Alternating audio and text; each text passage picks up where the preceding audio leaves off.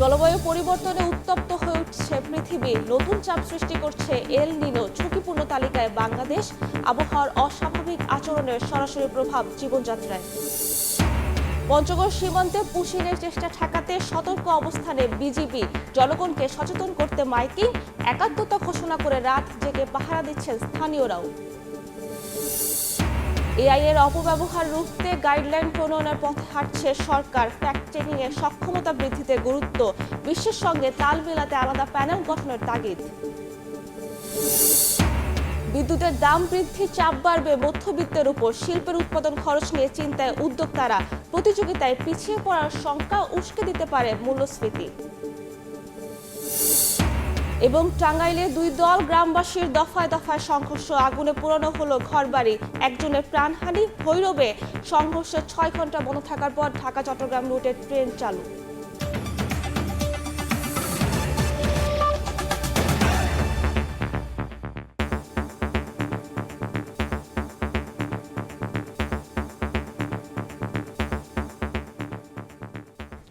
ভোরের সময়ের সঙ্গে আছে আমি সাব্বিরা মজুমদার। দেশের তাপমাত্রা বেড়েছে 1.1 ডিগ্রি, রেকর্ড ভাঙা তাপদাহের মধ্যেই পালিত হচ্ছে বিশ্ব পরিবেশ দিবস। বিজ্ঞানীরা বলছেন, জলবায়ু পরিবর্তনের কারণে উত্তপ্ত হয়ে ওঠা পৃথিবীর উপর নতুন করে চাপ সৃষ্টি করছে এল নিনো। আর এর প্রভাব সবচেয়ে বেশি পড়তে পারে জলবায়ু ঝুঁকিপূর্ণ দেশগুলোর উপর। সেই তালিকায় রয়েছে বাংলাদেশও। অরূপ দত্তের ছবিতে আবু সাইদ নিশানের প্রতিবেদন।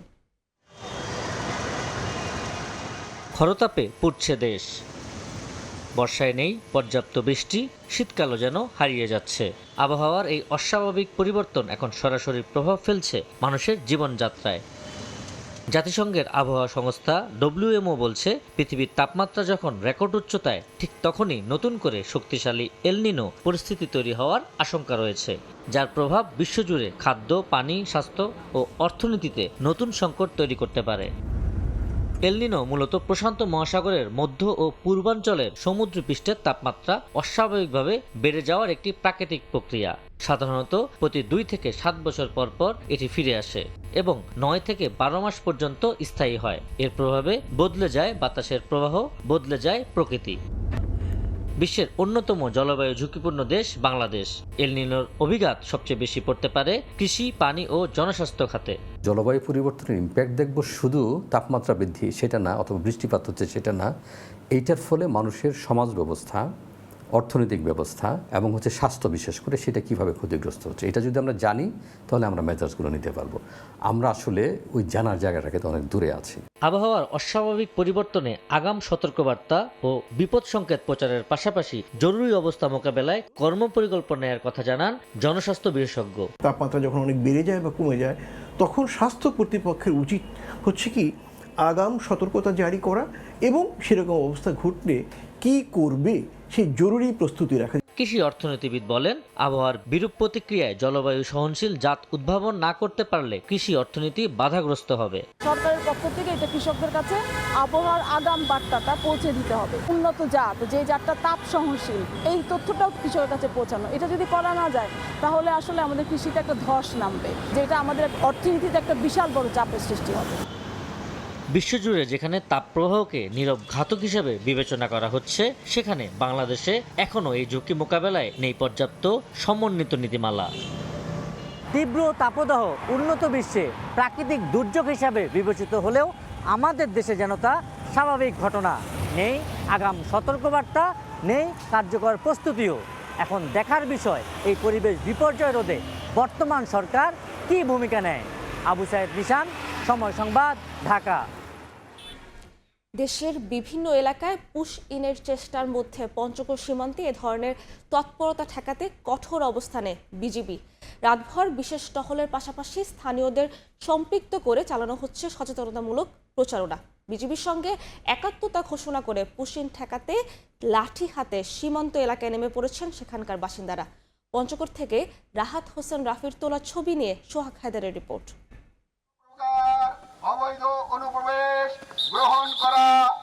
রাতের আধারে সীমান্তে সতর্ক অবস্থানে বিজিবি, চলছে মাইক হাতে সতর্কতামূলক প্রচার। পুশিন ঠেকাতে সীমান্ত জুড়ে বাড়ানো হয়েছে টহল, লাঠি হাতে সীমান্ত এলাকা পাহারা দিচ্ছেন স্থানীয়রাও। সাবধান, কোনো পঞ্চগড় 18 বিজিবি ব্যাটালিয়নের আওতায় 136 কিলোমিটার সীমান্ত এলাকায় পুশিন ঠেকাতে জোরদার করা হয়েছে নিরাপত্তা ব্যবস্থা। বিশেষ করে রাতের বেলায় নিবিড় নজরদারির পাশাপাশি সীমান্তবর্তী গ্রামগুলোতে মাইক হাতে জনগণকে সচেতন করা হচ্ছে। রাত যত গভীর হচ্ছে ততই ঘুমিয়ে যাচ্ছে প্রাণ ও প্রকৃতি। ঠিক সে সময়ে এভাবেই সীমান্তে অবৈধ অনুপ্রবেশ এবং পুশিন ঠেকাতে তৎপর রয়েছে সীমান্তের অত্যন্ত প্রহরী বিজিবি সদস্যরা। এবার এই বিজিবি সদস্যদের সাথে একাত্মতা ঘোষণা করেছেন সীমান্তে বসবাসরত গ্রামবাসীরা। ভারতে যাতে কোনো মানুষ পুশব্যাক হতে বাংলাদেশে পুশব্যাক না হয়, পুশিন না হয়, সেজন্য আমরা বিজিবিকে সার্বিক সহযোগিতা সবসময় করতেছি এবং আগামীতেও করব। এলাকার জনগণকে নিয়ে আমরা সবাই রাতভর এই বিজিবিকে সহযোগিতা করব এবং লাঠি সোটা নিয়ে আমরা এই বর্ডার বেল্টে এখন পর্যন্ত আছি। ইনশাল্লাহ সারা রাত থাকবো, যেন কোনো রকমে আমরা পুশিন হতে দিব না। আমরা দৃঢ়ভাবে প্রত্যয় করতেছি তারা যেন কোনোভাবেই আমাদের ভিতরে তাদের ভারতীয় নাগরিকদেরকে আমাদের এখানে পুশিন করতে না পারে। সীমান্ত সুরক্ষা, অবৈধ অনুপ্রবেশ প্রতিরোধ এবং সীমান্ত অপরাধ দমনের অভিযানে সীমান্তের বাসিন্দাদের সহায়তা কামনা করেছে বিজিবি। আমাদের টহল জোরদার আছে, আমাদের পিলার টু পিলার টহল আছে, সবসময় 24 ঘন্টার জন্য আসি। কোনো প্রকার যদি এরকম সংবাদ আপনারা পান আমাদেরকে সংবাদ দিবেন। সম্প্রতি দেশের বিভিন্ন সীমান্তে পুশিনের চেষ্টা চালায় বিএসএফ, তবে বিজিবির সতর্ক অবস্থানে নস্যাৎ হয় তাদের চেষ্টা। সোহাগ হায়দার, সময় সংবাদ, পঞ্চগড়। হাসপাতাল কর্তৃপক্ষের চরম অবহেলার কারণেই ঘটেছে 8 দিন ট্র্যাজেডি। ছোট কক্ষে এসি বন্ধ থাকায় অক্সিজেন কমে যাওয়ায় মারা যায় 6 নবজাতক। তদন্ত প্রতিবেদন প্রকাশকালে স্বাস্থ্যমন্ত্রী বলেন, 8 দিন হাসপাতালের ভবনটি চিকিৎসা কার্যক্রম পরিচালনার জন্য উপযুক্ত নয়। এদিকে 8 দিনে 6 নবজাতকের মৃত্যুকে কেন হাসপাতালটির লাইসেন্স বাতিল হবে না জানতে চেয়ে কর্তৃপক্ষকে কারণ দর্শানোর নোটিশ দিয়েছে স্বাস্থ্য অধিদপ্তর। 27 মে রাজধানীর মগবাজারের 8 দিন হাসপাতালে 6 নবজাতকের অস্বাভাবিক মৃত্যু আলোড়ন তোলে দেশব্যাপী। এই ঘটনায় হাসপাতাল কর্তৃপক্ষের অবহেলাকে দায়ী করেন অভিভাবকেরা। নড়ে চড়ে বসে সরকার। 1 জুন ঘটনা তদন্তে 3 সদস্যের কমিটি গঠন করে স্বাস্থ্য মন্ত্রণালয়। কমিটি গঠনের 3 দিনের মাথায় প্রতিবেদন প্রকাশ করে মন্ত্রণালয়। প্রতিবেদনে বলা হয়, পোস্ট অপারেটিভ কক্ষে এসি বন্ধ থাকায় নবজাতকের মৃত্যু হতে পারে। এছাড়াও ছোট বদ্ধ কক্ষে অতিরিক্ত রোগীর উপস্থিতি ছিল না বাতাস চলাচলের ব্যবস্থা। এমন 5টি কারণ শনাক্ত করা হয়েছে তদন্ত প্রতিবেদনে। এই মৃত্যুর দায় এড়াতে পারে না 8 দিন হাসপাতাল কর্তৃপক্ষ বলে জানালেন স্বাস্থ্যমন্ত্রী।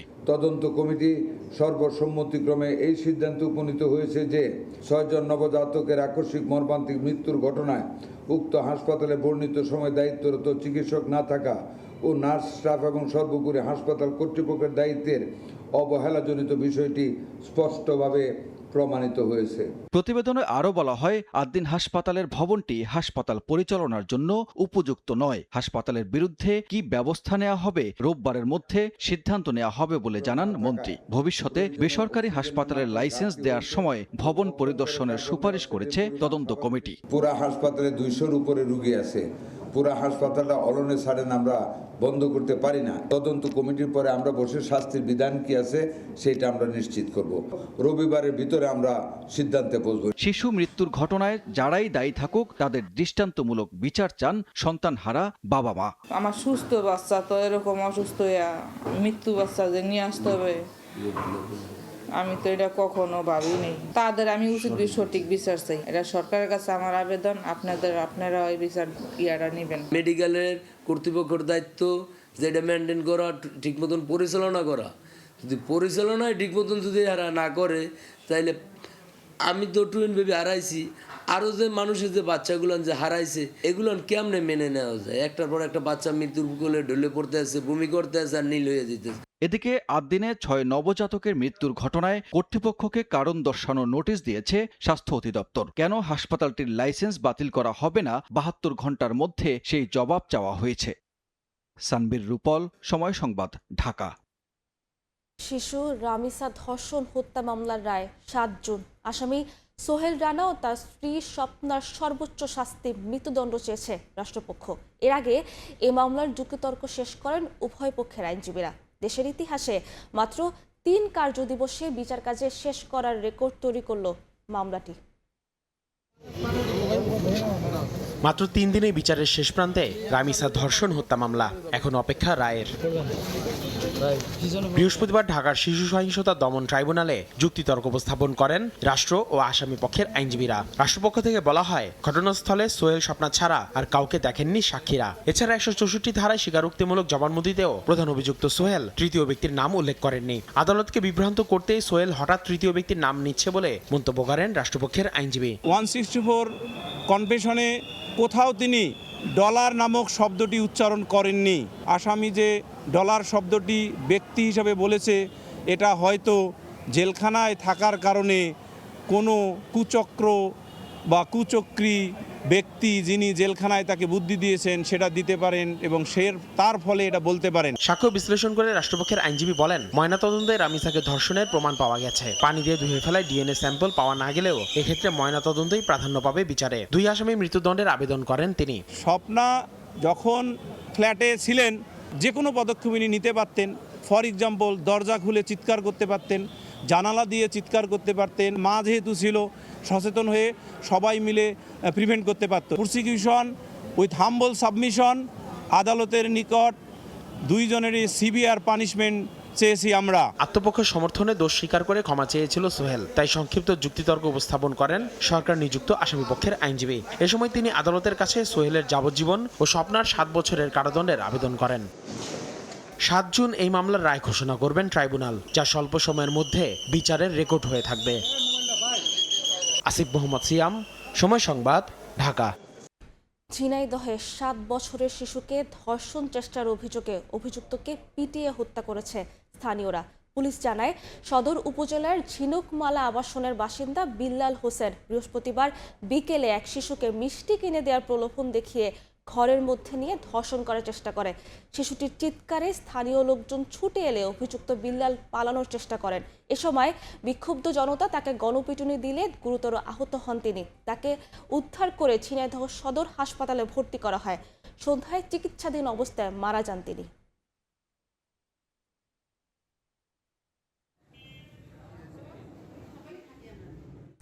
জাতিসংঘ সাধারণ পরিষদের সভাপতি হওয়ায় পররাষ্ট্রমন্ত্রী ডক্টর খলিলুর রহমানকে অভিনন্দন জানিয়েছে মন্ত্রিসভা।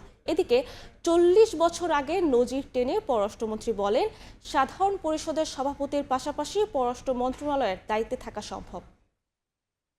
Khalilur Rahman, Bangladesh, 99, has been elected President of the General Assembly at its 81st session. জাতিসংঘের সাধারণ পরিষদে সভাপতি নির্বাচিত হবার পর বৃহস্পতিবার সকালে দেশে ফেরেন পররাষ্ট্রমন্ত্রী ডক্টর খলিলুর রহমান। প্রধানমন্ত্রী তারেক রহমানের পক্ষ থেকে বিমানবন্দরে তাকে ফুলেল শুভেচ্ছা জানান পররাষ্ট্র বিষয়ক উপদেষ্টা হুমায়ুন কবির। এ সময় পররাষ্ট্র প্রতিমন্ত্রী শামা ওবায়েদ এবং মন্ত্রণালয়ের কর্মকর্তারাও উপস্থিত ছিলেন।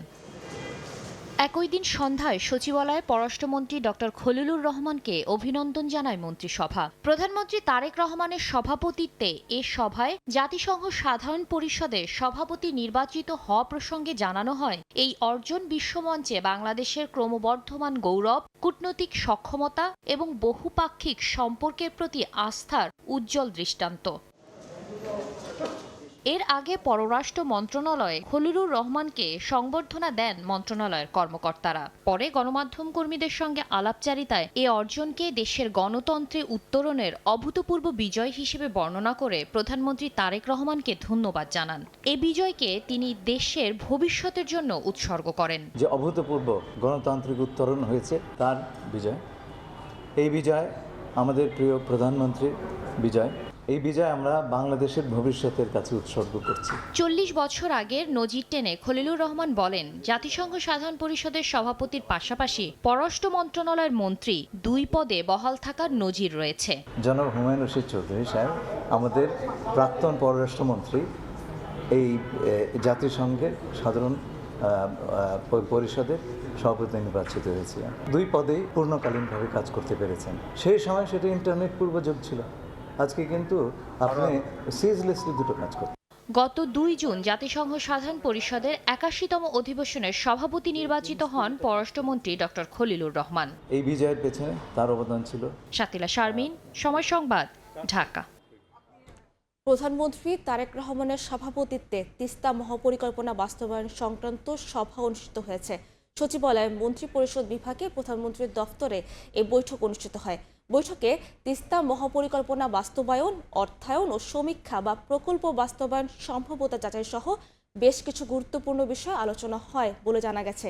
এ সময় দুর্যোগ ব্যবস্থাপনা ও ত্রাণমন্ত্রী আসাদুল হাবিব দুলু, পানি সম্পদ মন্ত্রী শহীদুদ্দিন চৌধুরী অ্যানি, প্রতিমন্ত্রী ফরহাদ হোসেন আজাদ ও প্রধানমন্ত্রীর উপদেষ্টা ডাক্তার জাহিদুর রহমান উপস্থিত ছিলেন।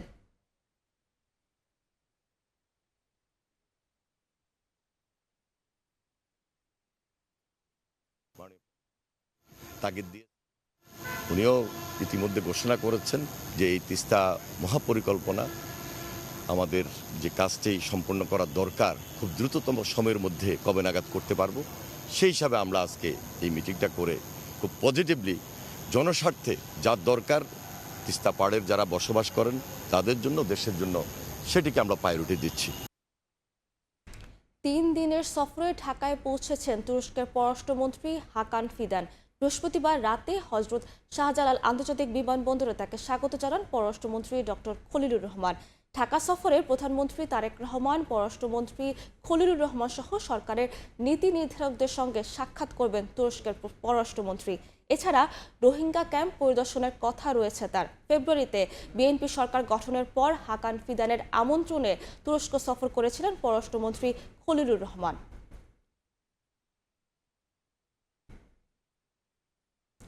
মিডিয়ায় জামায়াতের ক্ষমতায় যাওয়ার হাইপ উঠলেও মানুষ বিএনপিকে বেছে নিয়েছে বলে মন্তব্য করেছেন দলের মহাসচিব ও এলজিআরডি মন্ত্রী মির্জা ফখরুল ইসলাম আলমগীর। বলেন, আধিপত্যের বাইরে গিয়ে নিজের পায়ে দাঁড়ানো ছিল জিয়াউর রহমানের স্বপ্ন।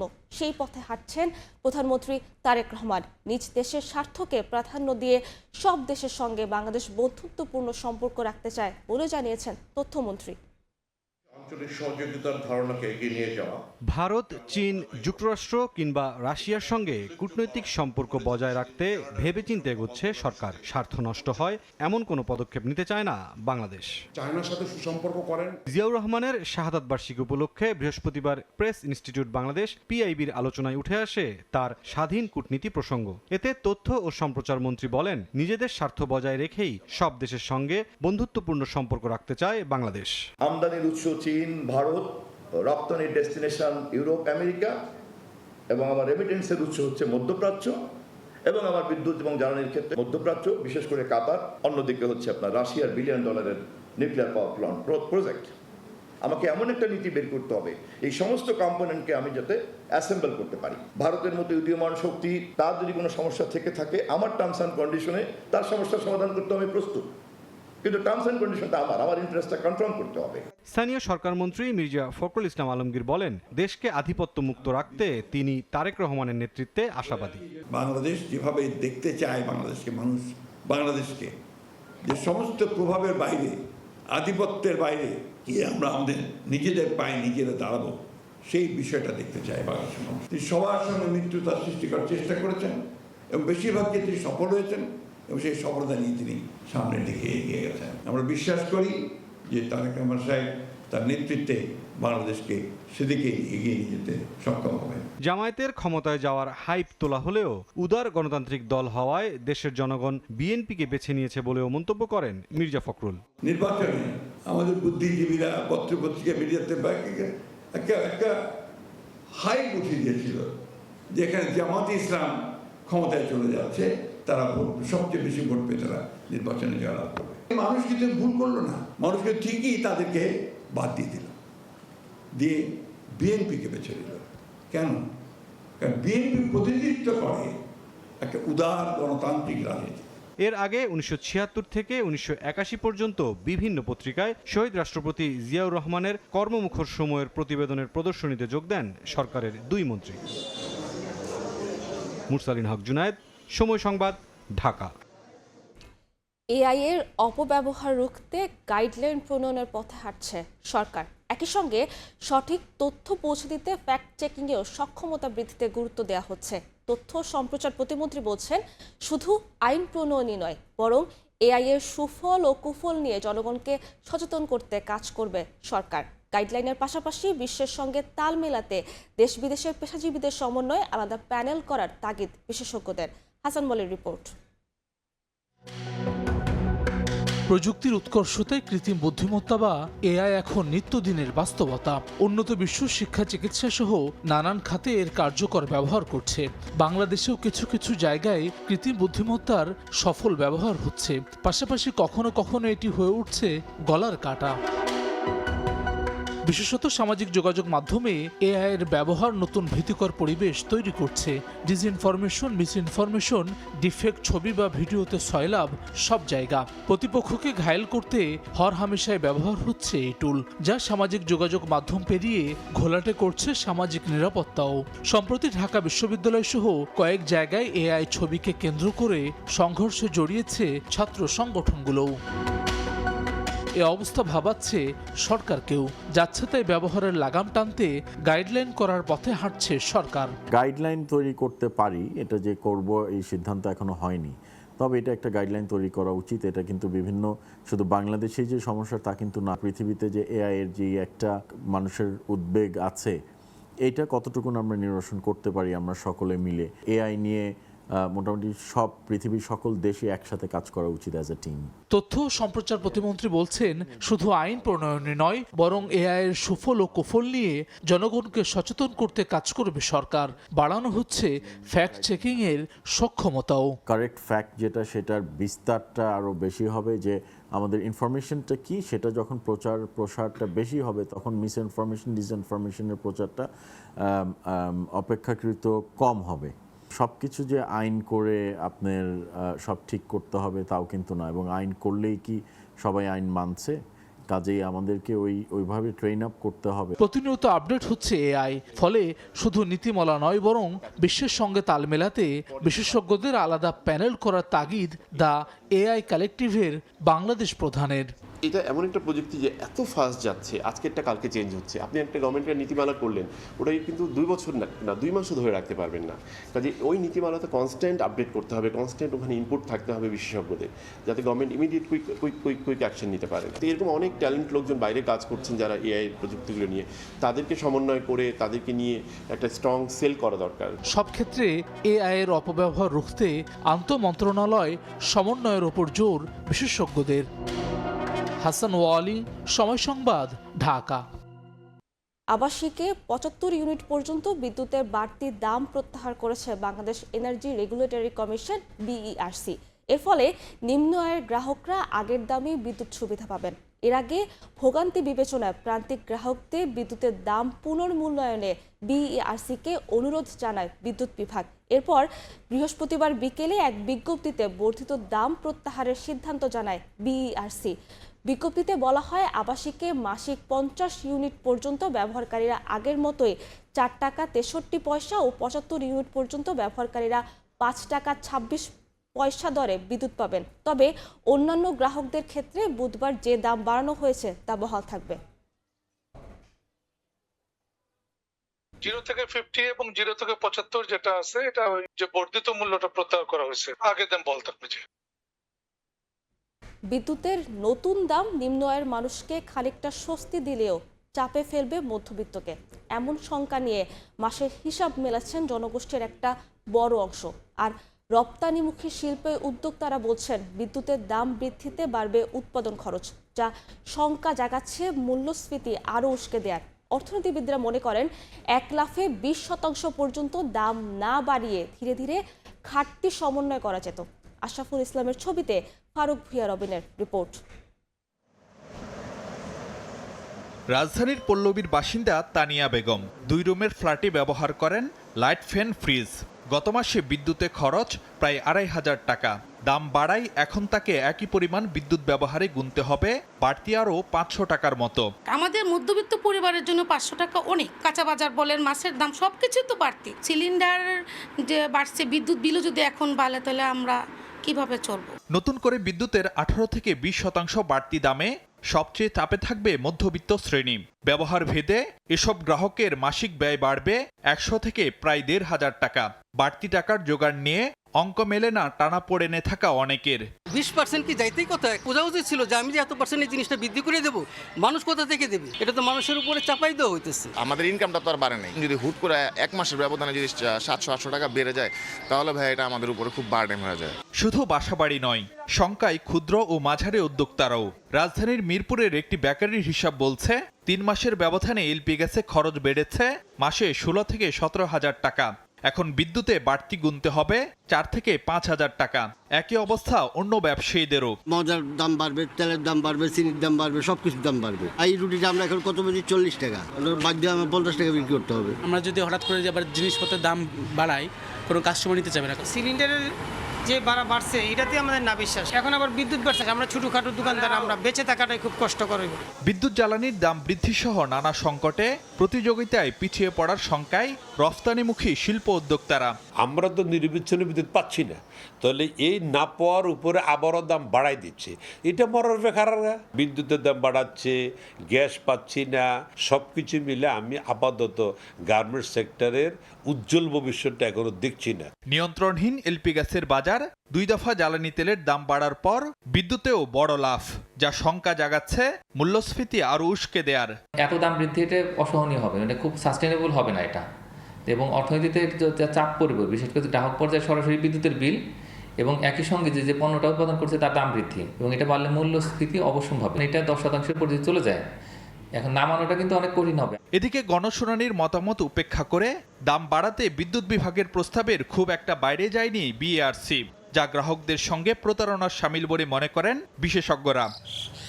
বিদ্যুৎ ও জ্বালানি পণ্যের ক্রমাগত দাম বাড়ার সরাসরি প্রভাব যেমন পড়বে গ্রাহকের উপর, তেমনি বাড়বে পরোক্ষ চাপও। উৎপাদন খাতের ব্যয় বাড়ায় দিন শেষে তার বোঝা কোনো না কোনোভাবে গিয়ে পড়বে সাধারণ মানুষের কাঁধেই। ফারুক ভিয়া, রবিন, সময় সংবাদ, ঢাকা। সরকার কোনো ওয়াদাই রক্ষা করতে পারছে না বলে অভিযোগ করেছেন জামায়াতের সেক্রেটারি জেনারেল মিয়া গোলাম পরোয়ার। রাজধানীতে বিদ্যুৎ ও জ্বালানির মূল্য বৃদ্ধির প্রতিবাদ কর্মসূচিতে তিনি অভিযোগ করেন, জনগণের উপর চাপ বাড়িয়ে অর্থনীতি রক্ষার চেষ্টা করছে সরকার। বিদ্যুৎ ও জ্বালানির মূল্যবৃদ্ধির প্রতিবাদে বাংলাদেশ জামায়াতে ইসলামের বিক্ষোভ মিছিল রাজধানীর বায়তুল মোকাররম থেকে শুরু হয়ে বিজয়নগর গিয়ে শেষ হয় মিছিলটি। মিছিল পূর্ব সমাবেশে নেতারা অভিযোগ করেন, অর্থনৈতিক খাতে ফ্যাসিবাদের দোসরদের পুনর্বাসন করা হচ্ছে। মানুষের কোনো সমস্যার সমাধান করার জন্য সরকারের কোনো পদক্ষেপ আছে বলে আমরা মনে করি না। বাংলাদেশ ইসলামী ব্যাংকের গভর্নর করেছেন এমন ব্যক্তিকে যিনি ফ্যাসিবাদের আমলে হাসিনা নিয়োগ করা লোক। আন্তর্জাতিক বাজারে তেলের পরিস্থিতি স্বাভাবিক থাকার পরও বাংলাদেশে 1 মাসে 2 বার জ্বালানি তেলের মূল্য বৃদ্ধি করা হলো।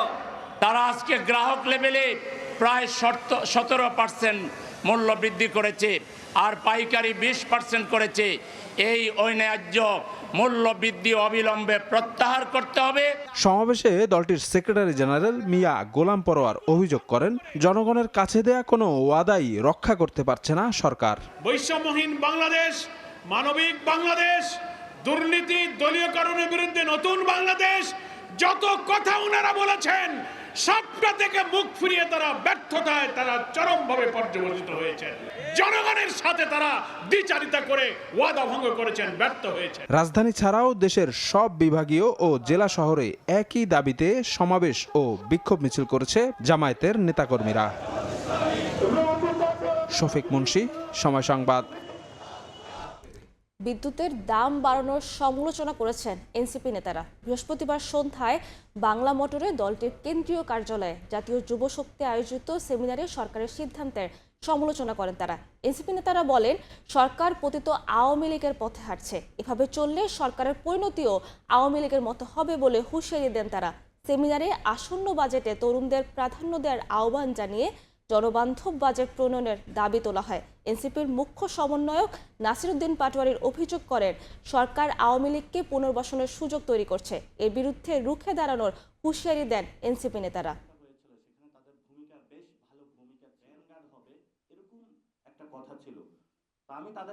ব্যাংক থেকে শুরু করে আমাদের অর্থনৈতিক সোর্সিংগুলো কালেক্ট করছেন, এটা তো গরিবের উপরে অনেক বেশি চাপ পড়বে। ক্ষুদ্র ব্যবসায়ী যারা আছে তাদের উপরে চাপ পড়বে। শেখ হাসিনা কোনো ক্ষুদ্র ব্যবসায়ীকে সুযোগ দেয় নাই, যারা ব্যবসায়ী তাদেরকে কোনো সুযোগ দেয় নাই। সে বড় বড় হলে বুর্জুয়া গোষ্ঠী সৃষ্টি করেছিল যারা বিদেশে ফ্ল্যাট কিনতো। এই সরকার ওই গোষ্ঠীগুলোকে নিয়ে হলো আবার তার ধান্দাবাতি হলো গুছিয়ে বসাইছে। যেই পরিবর্তনগুলো আনার চেষ্টা করা হয়েছিল বিভিন্ন অধ্যাদেশের মাধ্যমে, জুলাই সনদ, গণভোটের মাধ্যমে, সেটা থেকে আপনি ইউটার্ন নিয়ে আবার শেখ হাসিনার পথেই চলতে চাচ্ছেন।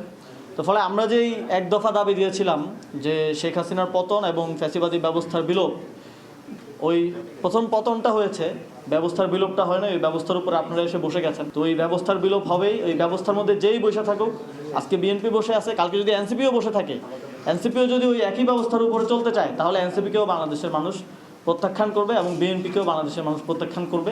এখন পদ্ধতিটা কী হবে, উপায়টা কী হবে, এটা হয়তো আমরা সামনের দিনে দেখতে পারবো। এবার আসছে বাজেটের খবর।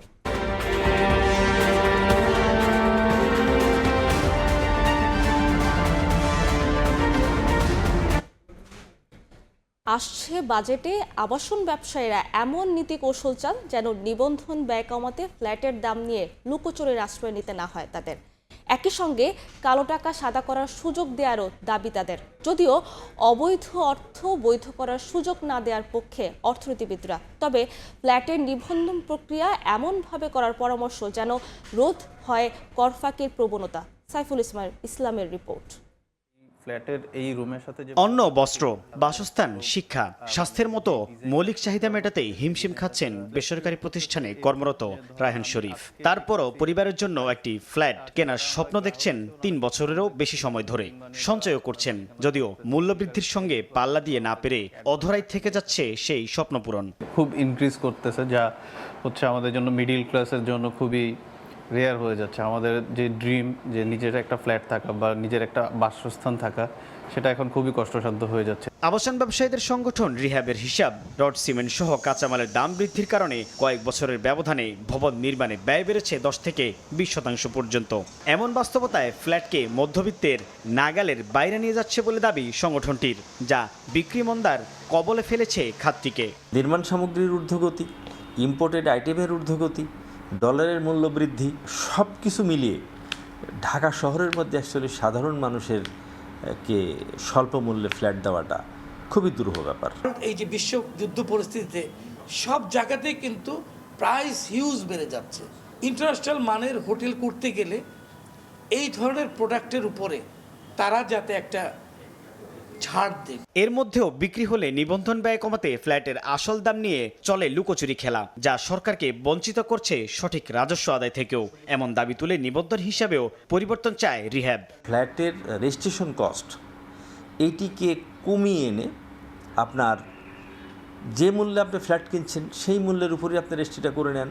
দরকার রেজিস্ট্রেশন কস্টটা আপনার মৌজাম মাফিক আপনারা বাড়িয়ে দেন, তাহলে সবাই কিন্তু উইন-উইন সিচুয়েশন। তবে মন্দার কবল থেকে আবাসন খাতকে টেনে তুলতে আসছে বাজেটে আবারও কালো টাকা সাদা করার দাবি সংগঠনটির। এতে অর্থ পাচার কমে দেশে বিনিয়োগ বাড়বে বলে যুক্তি তাদের। আপনি যদি এটা কোনো অ্যারেঞ্জমেন্ট না করেন, তাহলে এই টাকা কিন্তু দেশে বাইরে চলে যাবে। এবং বেগমপাড়া এইভাবেই তৈরি হয়েছে। তা আপনি কি আরেকটা বেগমপাড়া তৈরি করতে চান?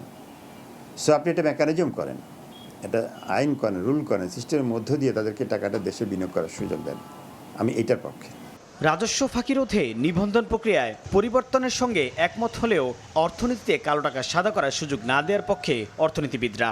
সুযোগ না দিয়ে বরং যেটা করা উচিত, সব ধরনের ফ্ল্যাটের যে রেজিস্ট্রেশনের প্রসেস আছে, যে ল্যান্ডের যে রেজিস্ট্রেশনের প্রসেস আছে, এগুলোকে এনআইডির মাধ্যমে আমাদের টিনের সাথে যুক্ত করা। মধ্যবিত্তকে স্বস্তি দিতে পুরান ফ্ল্যাট বিক্রিতে নিবন্ধন ব্যয়ভার কমানোর দাবিও খাত সংশ্লিষ্টদের। সাইফুল ইসলাম, সময় সংবাদ, ঢাকা। হজ যাত্রীদের 150টি লাগেজ কাটার অভিযোগের কোনো সত্যতা পাওয়া যায়নি বলে জানিয়েছেন বিমান প্রতিমন্ত্রী এম রশিদুজ্জামান মিল্লাত। সচিবালয়ে ব্রিফিংয়ে তিনি জানান, পুরো ভিডিও ফুটেজ বিশ্লেষণ করে লাগেজ কাটার প্রমাণ পাওয়া যায়নি। ওই ফ্লাইটের 21টি ক্ষতিগ্রস্ত লাগেজের বিষয়ে সৌদি কর্তৃপক্ষকে চিঠি দেওয়া হয়েছে বলেও জানান প্রতিমন্ত্রী। এদিকে অভিযোগকারী 150 জনের ক্ষতিগ্রস্তের অভিযোগ প্রত্যাহার করে নিয়েছেন। মঙ্গলবার দিবাগত রাতে সৌদি আরবের জেদ্দা থেকে আসা বাংলাদেশ বিমানের হজ ফ্লাইটে প্রায় 150 যাত্রীর লাগেজ কাটা এবং মূল্যবান জিনিস চুরি সংক্রান্ত একটি পোস্ট সামাজিক যোগাযোগে ভাইরাল হয়। এরপর ঘটনা তদন্তে নামে সরকার। পর্যালোচনা করা হয় সিসিটিভি ফুটেজ, গ্রাউন্ড হ্যান্ডলিং কর্মীদের বডি ক্যামেরার ভিডিও। গতকালকের একটি বৃহস্পতিবার সংবাদ সম্মেলনে ঘটনার বিস্তারিত তুলে ধরেন বিমান প্রতিমন্ত্রী। জানান, ফ্লাইটে থাকা 836টি লাগেজের 21টি ক্ষতিগ্রস্ত পাওয়া যায়। সরকারি তদন্তে শাহজালালে লাগেজ কাটার প্রমাণ মেলেনি। সৌদি আরবে চেকিং এর সময় কাটা হয়ে থাকতে পারে বলেও জানান তিনি।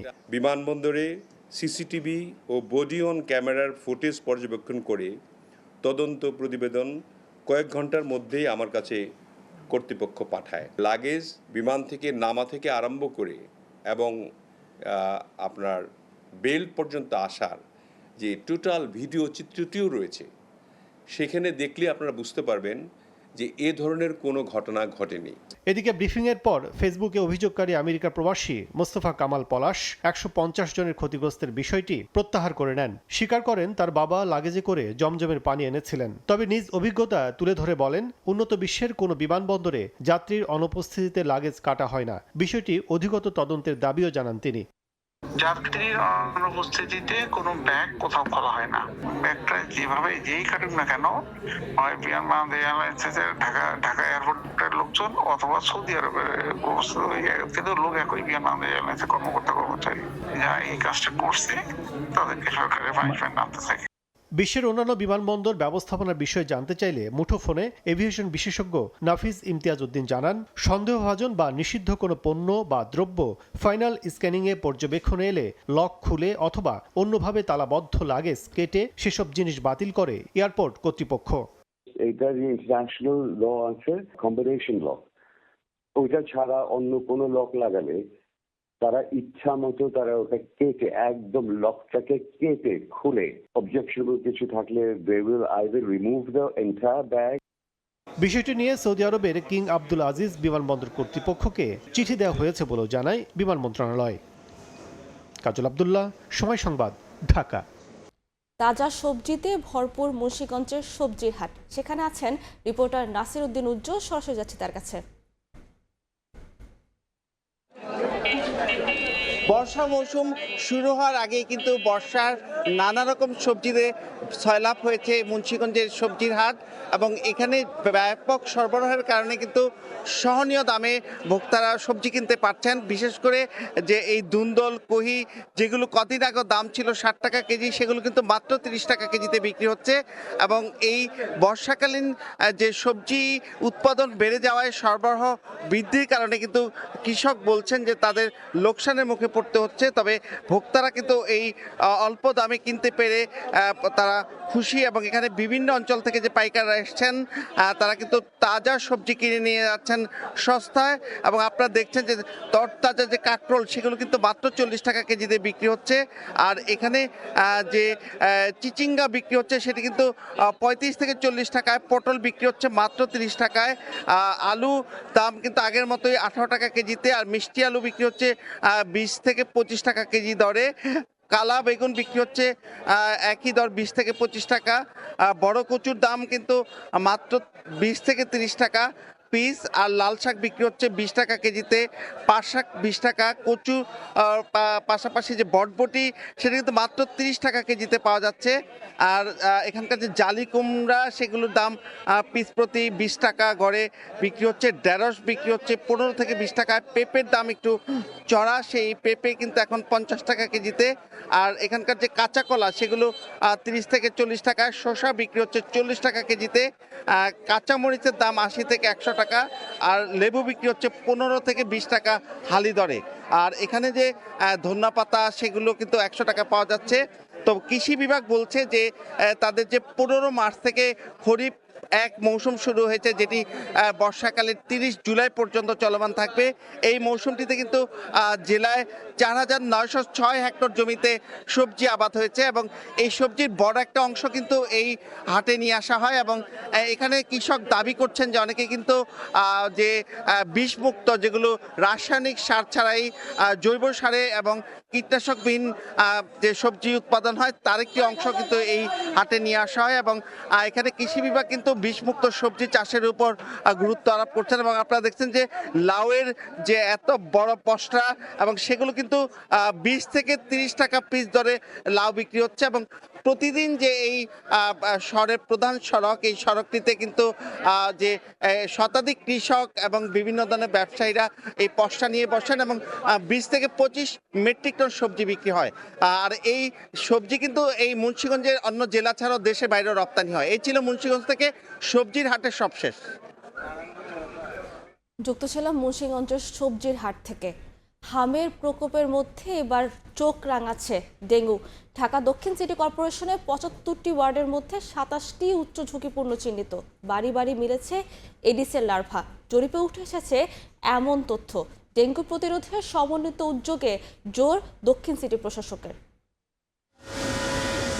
চলতি বছর মৌসুম শুরুর আগেই চোখ রাঙাচ্ছে ডেঙ্গু। গত কয়েক বছরের তথ্য বিশ্লেষণে দেখা যায় দেশে ডেঙ্গুতে মৃত্যুর প্রায় অর্ধেকই ঢাকার 2 সিটিতে। এর মধ্যে দক্ষিণ সিটি কর্পোরেশনে মৃত্যুর হার তুলনামূলক বেশি।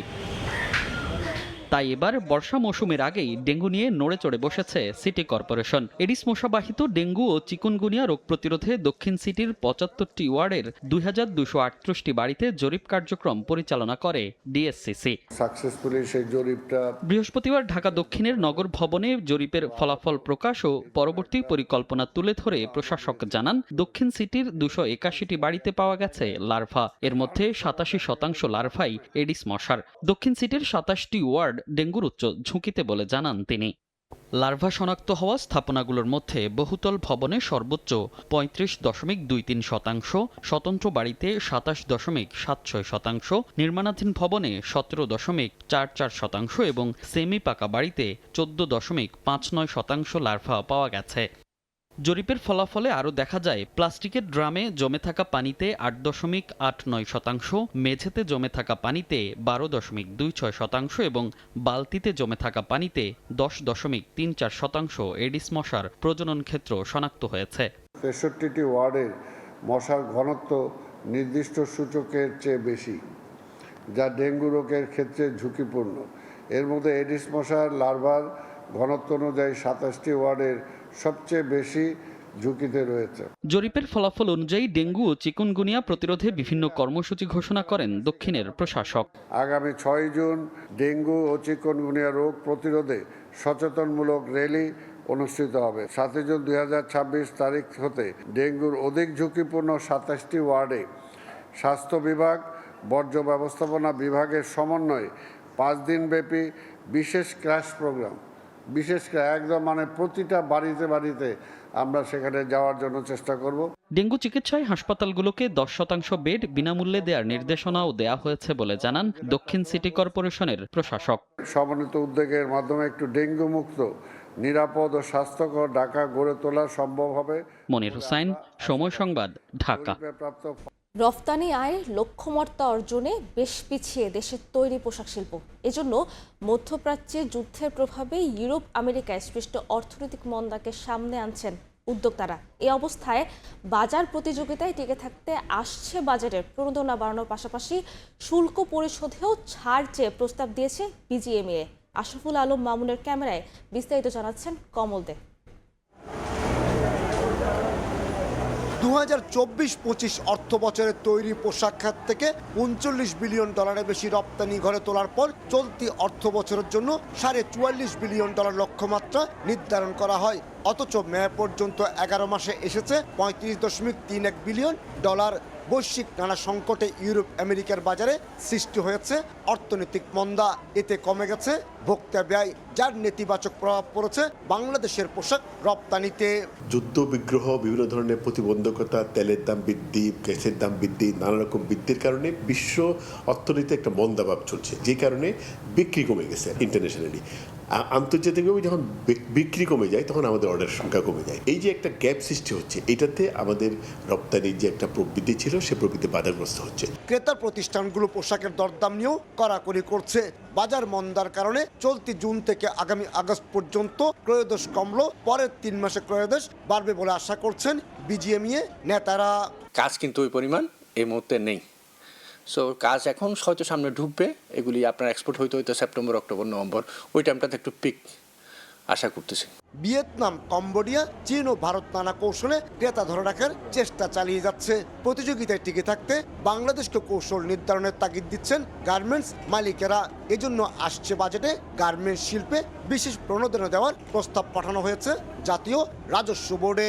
ট্যাক্সেশন 1% যেটা আমাদের ট্যাক্স কেটে নেওয়া হয় ডিউরিং আমরা যখন রেমিটেন্স আমরা রিসিভ করি, সেটাকে কমিয়ে 0.65 নিয়ে এসে সেটাকে মূল ট্যাক্সেশন হিসেবে ধরে আমাদেরকে যেন আর আশেপাশের কোনো ট্যাক্স ধার্য করা না হয়, ওটা থেকে অব্যাহতি চেয়েছি। রাজধানী ঢাকা, গাজীপুর এবং নারায়ণগঞ্জে স্বতন্ত্র 2161টি গার্মেন্টস এবং বন্দরনগরী চট্টগ্রামে 464টি কারখানা রয়েছে, যেখানে সরাসরি কর্মরত রয়েছে 40 লাখের বেশি শ্রমিক। কমল দে, সময় সংবাদ, চট্টগ্রাম। আগামী জুলাইয়ের শেষ সপ্তাহে খুলে দেয়া হচ্ছে পঞ্চবটি চরসৈয়দপুর দ্বিতল সড়ক। চলছে শেষ মুহূর্তে প্রস্তুতি। তবে জমি অধিগ্রহণ সহ নানা জটিলতায় মুক্তারপুর পঞ্চবটি সড়ক আধুনিকায়ন প্রকল্পের 1.5 কিলোমিটারের ঢালাই এখনও বাকি। নাসিরউদ্দিন উজ্জ্বলের রিপোর্ট, ছবি তুলেছেন আবু সাইদ। মুন্সিগঞ্জ নারায়ণগঞ্জ সড়ক যোগাযোগ সহজ করতে 2022 সালে শুরু হয় মুক্তারপুর পঞ্চবটি সড়কের আধুনিকায়ন। এই প্রকল্পের একটি অংশ পঞ্চবটি চরসৈয়দপুর দ্বিতল সড়ক। চলতি জুলাইয়ের শেষ সপ্তাহে খুলে দেওয়া হচ্ছে 6.28 কিলোমিটার দীর্ঘ এই দ্বিতল সড়ক। 36 ফুট চড়া 2 লেনের দ্বিতল সড়কের 90 মিটার পরপর এক্সপানশন জয়েন্ট এবং পিচ ঢালাই টপ লেয়ার স্থাপনের প্রস্তুতি চলছে। এরপরই হবে রোড মার্কিং। দ্বিতল সড়কে গুনতে হবে টোল। তবে 54 ফুট চড়া 4 লেন বিশিষ্ট নিচতলা থাকবে আগের মতোই টোল ফ্রি। টোটাল এলিভেটেড রোডের লেন্থ হতেছে 8.68 কিলোমিটার। এটা টোটালটাই কমপ্লিট হয়ে গেছে। জুলাইয়ের শেষ নাগাদ এলিভেটেড রোডটা, দ্যাট মিনস দ্বিতল সড়কটা আমরা জনগণের জন্য উন্মুক্ত করে দেব। তবে জমি অধিগ্রহণ সহ নানা জটিলতায় মুক্তারপুর থেকে পঞ্চবটি পর্যন্ত 8 কিলোমিটার সড়কের প্রায় 1.5 কিলোমিটারের ঢালাই এখনও বাকি। প্রকল্পের দীর্ঘ শত্রুতায় ভোগান্তিতে স্থানীয়রা। রাস্তাটা চালু হয়ে গেলে ভোগান্তি অনেক কমে যাবে। এটা শেষ হলে আমাদের সবার জন্য ভালো, এলাকাবাসীর জন্য ভালো। উপরে ওঠা নামার এটা কাজ চলমান বর্তমানে। আগামী ডিসেম্বরে পুরো প্রকল্পের কাজ শেষ হওয়ার কথা জানিয়েছেন সংশ্লিষ্টরা। টোটাল প্রোগ্রেস আমাদের এখন পর্যন্ত প্রায় 93%।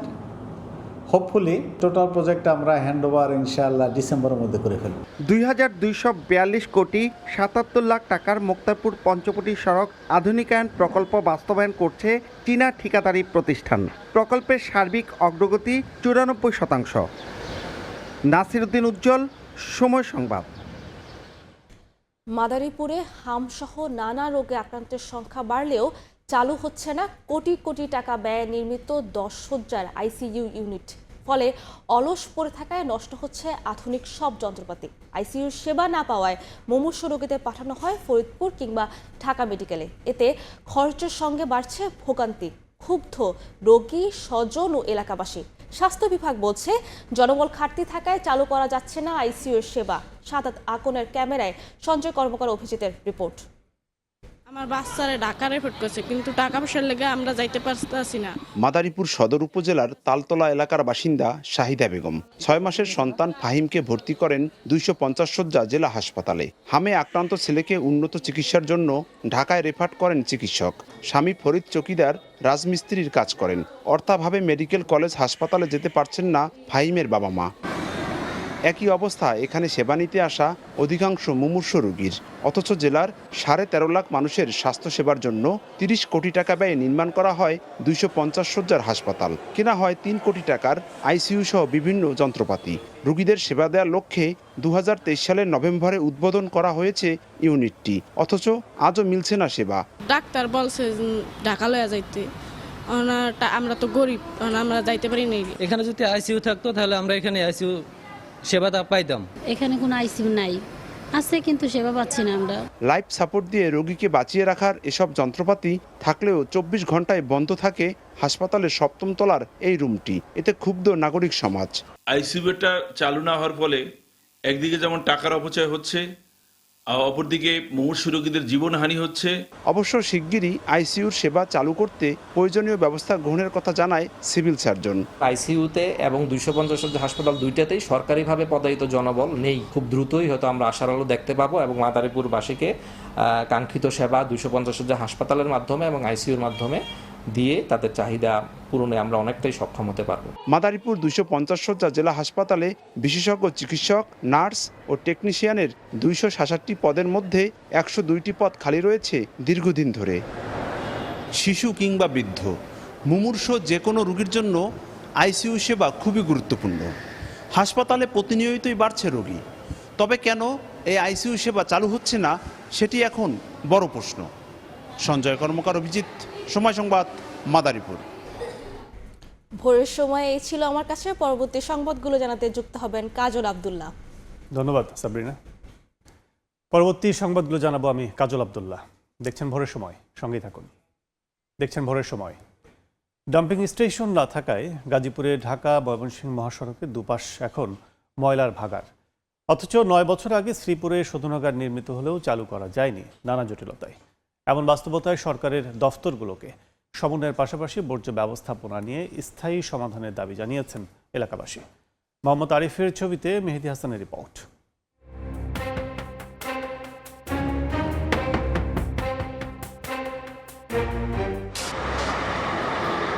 মহাসড়ক থেকে শুরু করে মহল্লার অলিগলি সবখানেই আবর্জনার স্তূপ। গাজীপুরের ভাওয়াল জাতীয় উদ্যানের পার্শ্ববর্তী শ্রীপুর উপজেলার সড়ক, মহাসড়ক সবখানেই দেখা যায় ময়লা আবর্জনা।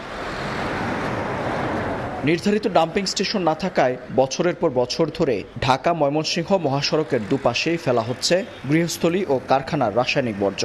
এতে প্রতিনিয়তই দূষিত হচ্ছে পরিবেশ। শিল্পাঞ্চল খ্যাতি পাওয়া এই শ্রীপুর উপজেলার মোট জনসংখ্যা প্রায় 30 লাখ। নাগরিক সেবার মান উন্নয়নে এখানে প্রতি বছর কোটি কোটি টাকা খরচ করলেও এই বর্জ্য ব্যবস্থাপনা নিয়ে মাথা ব্যথা নেই কারোরই, যার ভুক্তভোগী এখন পুরো দেশবাসী। মহাসড়কের উপর কেমিক্যালযুক্ত এসব ময়লা খালবিল হয়ে চলে যাচ্ছে দেশের বিভিন্ন নদ নদীতেও। দুর্গন্ধ, রাস্তাঘাট দিয়ে যাইতে পারি না, বাতাসের সাথে এই জিনিসগুলো মিশতেছে, এটার কারণে অনেক ধরনের রোগবালাই হতে পারে। অথচ প্রায় 9 বছর আগে আবর্জনা অপসারণের জন্য ডাম্পিং স্টেশন নির্মাণের উদ্যোগ নেয় পৌরসভা। অত্যাধুনিক এই স্টেশনের নির্মাণ কাজও শেষ হয় অনেক আগেই, তবে বিপত্তি বাধে বন বিভাগের আপত্তিতে। ডাম্পিং স্টেশনে যাওয়ার রাস্তায় বনের জমি থাকায় তা পৌরসভাকে ব্যবহারের অনুমতি দেয়নি সংস্থাটি। অবশেষে সেই অনুমতি মিললেও এবার বিদ্যুৎ ব্যবহারে বাধা দেওয়া হয়েছে বলে জানানো হয়। রাস্তাটা ব্যবহারের জন্য আপনার পরিবেশ, বন ও জলবায়ু পরিবর্তন বিষয়ক মন্ত্রণালয় থেকে অনুমোদন পেয়েছি, কিন্তু আমাদের আরেকটু সমস্যা রয়েছে, সেটা হচ্ছে বিদ্যুৎ লাইনের সংযোগের একটা বিষয় আছে। তো সেই বিষয়ে আমরা পত্র প্রেরণ করেছি। জনস্বাস্থ্য প্রকৌশলের যে ওয়েস্ট প্ল্যান্টটা রয়েছে সেটা যদি আমরা চালু করতে পারি তাহলে আমরা পার্মানেন্টলি এই ময়লার একটু সমাধান করতে পারবো। স্থানীয় সংসদ সদস্য জানান, শিল্প এলাকার প্রতিটি ইউনিয়নেই ময়লা ফেলার নির্ধারিত স্থান নির্মাণের পরিকল্পনা রয়েছে। প্রতিটা ইউনিয়নে আমাদের একটা করে ডাম্পিং স্টেশন থাকা দরকার। যদি ডাম্পিং স্টেশন থাকে তাহলে আমরা সেই জায়গায় আমরা ময়লা ফেলতে পারবো। আমরা নানানভাবে জায়গা বের করার চেষ্টা করছি যে কোথায় আসলে ডাম্পিং স্টেশন করা যায়। আবর্জনা থেকে মুক্তি না মিললেও বর্জ্য অপসারণের জন্য নিয়মিত কর আদায় করছে শ্রীপুর পৌর কর্তৃপক্ষ। মেহেদী হাসান, সময় সংবাদ, গাজীপুর। ফরিদপুরের সালথায় একটি সেতুর ভঙ্গুর দশায় ভোগান্তিতে অন্তত 20 গ্রামের মানুষ। প্রতিদিন সেতু পেরিয়ে গন্তব্যে যেতে বেগ পেতে হয় তাদের, এমনকি মাঝখানে ভাঙা গর্ত থাকায় প্রায় ঘটছে দুর্ঘটনা।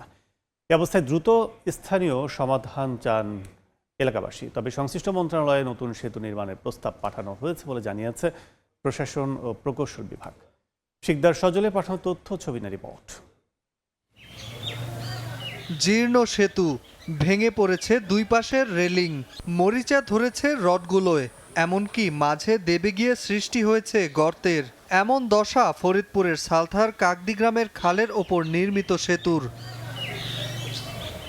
1991 সালে 22 মিটার দৈর্ঘ্যের সেতু নির্মাণ করা হয়। এরপর অযত্ন আর অবহেলায় পড়ে আছে। দীর্ঘদিন সংস্কারের অভাবে খসে পড়েছে পিলারের পলেস্তারা, যে কোনো সময় ভেঙে পড়ার শঙ্কাও রয়েছে। এরপরও ঝুঁকি নিয়ে পায়ে হেঁটে পার হতে হয় ব্যবহারকারীদের। যাতায়াত পারাবার খুবই অসুবিধা আমাদের। ইউনিয়নের লোক কোনো মালামাল আনতে পারে না, যদিও আনে 3 মাইল ঘুরে আনতে হয়। 2000 টাকা গাড়ি ভাড়া, ওখানে আমরা 10,000 টাকা আমাদের গাড়ি ভাড়া যায়। সরকারের কাছে আবেদন জানাচ্ছি যে দ্রুত যাতে আমাদের এই ব্রিজটা যাতে হয়। তবে নতুন করে সেতু নির্মাণের প্রকল্প প্রস্তাবনা মন্ত্রণালয়ে পাঠানো হয়েছে জানিয়েছে সংশ্লিষ্টরা। এখানে একটা নতুন ব্রিজের প্রস্তাব দেওয়া হয়েছে। এখন প্রকল্পটা পাশ হলেই আমরা দ্রুতই এখানে নতুন একটা ব্রিজ নির্মাণ করতে পারবো। যুক্ত ব্রিজের কাজের যে প্রক্রিয়া সেটা এখন প্ল্যানিং কমিশনে পেন্ডিং আছে এবং খুব দ্রুতই আমরা আশা করছি সব প্রক্রিয়া শেষ করে আমরা ব্রিজের নির্মাণ কাজ শুরু করতে পারবো ইনশাআল্লাহ। সালথার 3টি ইউনিয়নের প্রায় 20টি গ্রামের মানুষের যাতায়াতের একমাত্র ভরসা এই সেতু। সময় সংবাদ, ফরিদপুর। টাঙ্গাইলের কালিহাতীতে একানি খালে দীর্ঘদিন ধরে খামারের বর্জ্য ফেলার অভিযোগ উঠেছে। স্থানীয়রা বলছেন পরিবেশ অধিদপ্তরের কাছে অভিযোগ করেও মেলেনি সমাধান। ব্যবস্থা নেওয়ার কথা জানিয়েছে প্রশাসন। কাদির তালুকদারের তথ্য, রাশিদ খানের ছবিতে রিপোর্ট। এভাবেই উন্মুক্ত স্থানে ফেলা হচ্ছে খামারের বর্জ্য। দুর্গন্ধ আর দূষণের কবলে টাঙ্গাইলের কালিহাতীর একানি খাল, ভোগান্তিতে স্থানীয়রা। একসময় কৃষি ও গৃহস্থালী কাজে ব্যবহার হতো এই খালের পানি। এলাকাবাসী জানান, খালের পাশে প্রায় 10 বছর আগে গড়ে ওঠে 2টি মুরগি ও একটি গরুর খামার। এরপর থেকে একে একে খাল পাড়ে গড়ে ওঠে আরও কয়েকটি খামার। অভিযোগ রয়েছে, খামারের বর্জ্য ফেলা হয় খালের একাধিক স্থানে। দূষণের বিষয়ে পরিবেশ অধিদপ্তরের কাছে অভিযোগ করেও সমাধান মেলেনি বলে জানান স্থানীয়রা। মল যেগুলো আছে এগুলোর গন্ধে চলাফেরা করা যায় না। তাদের কইলে তো তারা করে না, কোনো নেয় না, উদ্যোগ নেয় না, কোনো কিছু তোয়াক্কার করে না। তোয়াক্কার না করে ওনাদের এই খালের মধ্যে শুকনা খালের মধ্যে মল ফেলা। অভিযোগের বিষয়ে কথা বলতে রাজি হননি খামার মালিকরা। খাল দূষণের বিরুদ্ধে ব্যবস্থা নেওয়ার কথা জানিয়েছে পরিবেশ অধিদপ্তর ও জেলা প্রশাসন। পরিবেশ অধিদপ্তরের ছাড়পত্র ব্যতীত কোনো ধরনের প্রতিষ্ঠান বা কোনো পোল্ট্রি ফার্ম চালানোর কোনো সুযোগ নেই। সে বিষয়ে আমি উপজেলা প্রাণী সম্পদ কর্মকর্তার সাথে কথা বলবো এবং তাকে নির্দেশনা প্রদান করা হবে যাতে অতি দ্রুতই এই বিষয়ে আইনানুগভাবে প্রয়োজনীয় ব্যবস্থা গ্রহণ করে। বংশা নদীর শাখা একানি খাল প্রায় 5 কিলোমিটার দীর্ঘ। সময় সংবাদ, টাঙ্গাইল। রাজধানী ভাসানটেকের বেনারসি পল্লীর 1 নম্বর গেট সংলগ্ন এলাকায় 12 বছর বয়সী এক কিশোরীকে ধর্ষণের ঘটনা ঘটেছে। স্থানীয়রা জানান, বৃহস্পতিবার দুপুরের দিকে একটি ঘর থেকে চিৎকার শুনে মেয়েটিকে উদ্ধার করেন তারা। এ সময় অভিযুক্ত সৎ বাবা মাজহারুল ইসলামকে পুলিশে দেওয়া হয়। এ ঘটনায় বাদী হয়ে মেয়েটির মা ভাসানটেক থানায় একটি মামলা করেন। এদিকে অভিযোগের পরিপ্রেক্ষিতে তদন্ত সাপেক্ষে দ্রুত ব্যবস্থা নেওয়ার আশ্বাস দিয়েছে পুলিশ। ধর্ষণ ও যৌন সহিংসতার মতো অপরাধ বন্ধে পারিবারিক সচেতনতা বৃদ্ধির ওপর জোর দিয়েছেন বিশিষ্টজনেরা। তারা বলেন, নারীর পোশাককে কাঠগড়ায় দাঁড় করানোর মানসিকতা বদলাতে হবে। একই সঙ্গে কোনো ঘটনা সামাজিক যোগাযোগ মাধ্যমে ভাইরাল হলেই কেবল বিচার প্রক্রিয়ায় গতি আসে, এমন সংস্কৃতির তীব্র সমালোচনা করেন বক্তারা। রাজধানীর বিশ্ব সাহিত্য কেন্দ্রে গোলটেবিল বৈঠকে অংশ নিয়ে আইনবিদ, মানবাধিকার কর্মী এবং রাজনৈতিক নেতারা বলেন, নারী ও শিশু নির্যাতন রোধে সংশ্লিষ্ট মন্ত্রণালয়গুলোকে আরও কার্যকর ও দৃশ্যমান ভূমিকা পালন করতে হবে। শিক্ষা প্রতিষ্ঠানগুলোতে সচেতনতামূলক কার্যক্রমের অভাব এবং সামাজিক টেবুকে এ ধরনের অপরাধ বিস্তারের অন্যতম কারণ হিসেবে চিহ্নিত করেন তারা।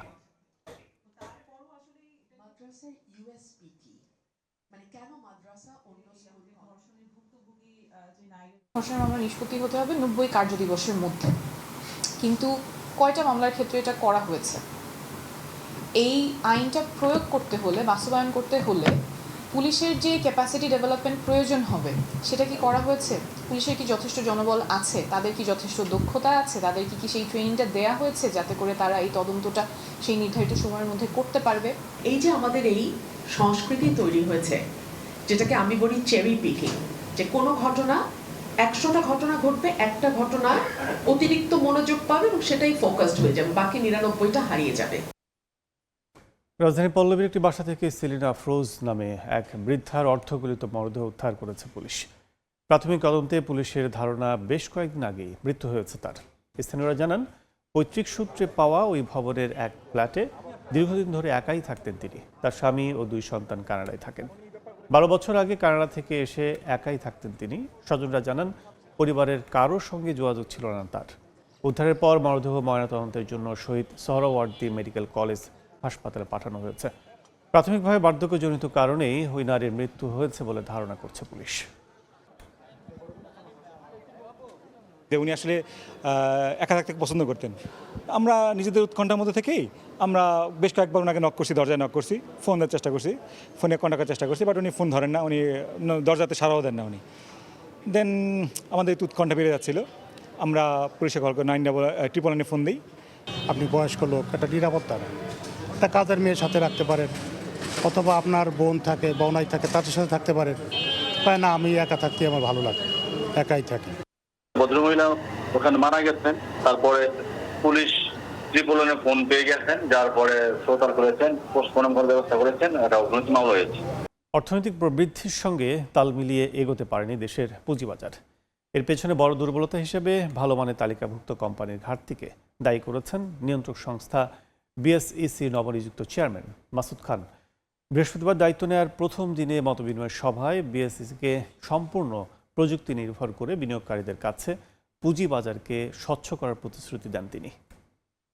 সিকিউরিটি অ্যান্ড এক্সচেঞ্জ কমিশনের কমপ্লিটলি নতুনভাবে সাজাচ্ছি, আপনাদের জন্য বলছি আমি কমপ্লিটলি। এটাই এই আগামী 2 সপ্তাহের মধ্যে জানতে পারবেন। গেল মঙ্গলবার 2 সপ্তাহের মধ্যে Bangladesh securities and exchange commission BSEC পুনর্গঠনের কথা জানান অর্থমন্ত্রী। এর 2 দিনের মাথায় বৃহস্পতিবার সকালে পদত্যাগপত্র জমা দেন পুঁজিবাজার নিয়ন্ত্রক সংস্থাটির চেয়ারম্যান সহ 4 কমিশনার। বিকেলেই নতুন চেয়ারম্যান সহ 3 কমিশনার নিয়োগ দিয়ে প্রজ্ঞাপন জারি করে অর্থ মন্ত্রণালয়। এরপরে আগারগাঁওয়ে বিএসইসি ভবনে আসেন তারা। সংবাদ সম্মেলনে একগুচ্ছ সংস্কার প্রস্তাবনা ও প্রতিশ্রুতি তুলে ধরেন নতুন চেয়ারম্যান। স্টক ক্যাপিটাল মার্কেটে যে জানান কাঠামোগত দুর্বলতায় ভালো মানের কোম্পানি পুঁজিবাজারে আসছে না, মুখ ফিরিয়ে নিচ্ছেন বিদেশি বিনিয়োগকারীরাও। বর্তমানে আমাদের পুঁজিবাজারের অন্যতম বড় দুর্বলতা হলো ভালো মানের তালিকাভুক্ত কোম্পানির ঘাটতি। বৃহত্তর অর্থনীতিতে পুঁজিবাজারের অবদানকে সীমিত করেছে।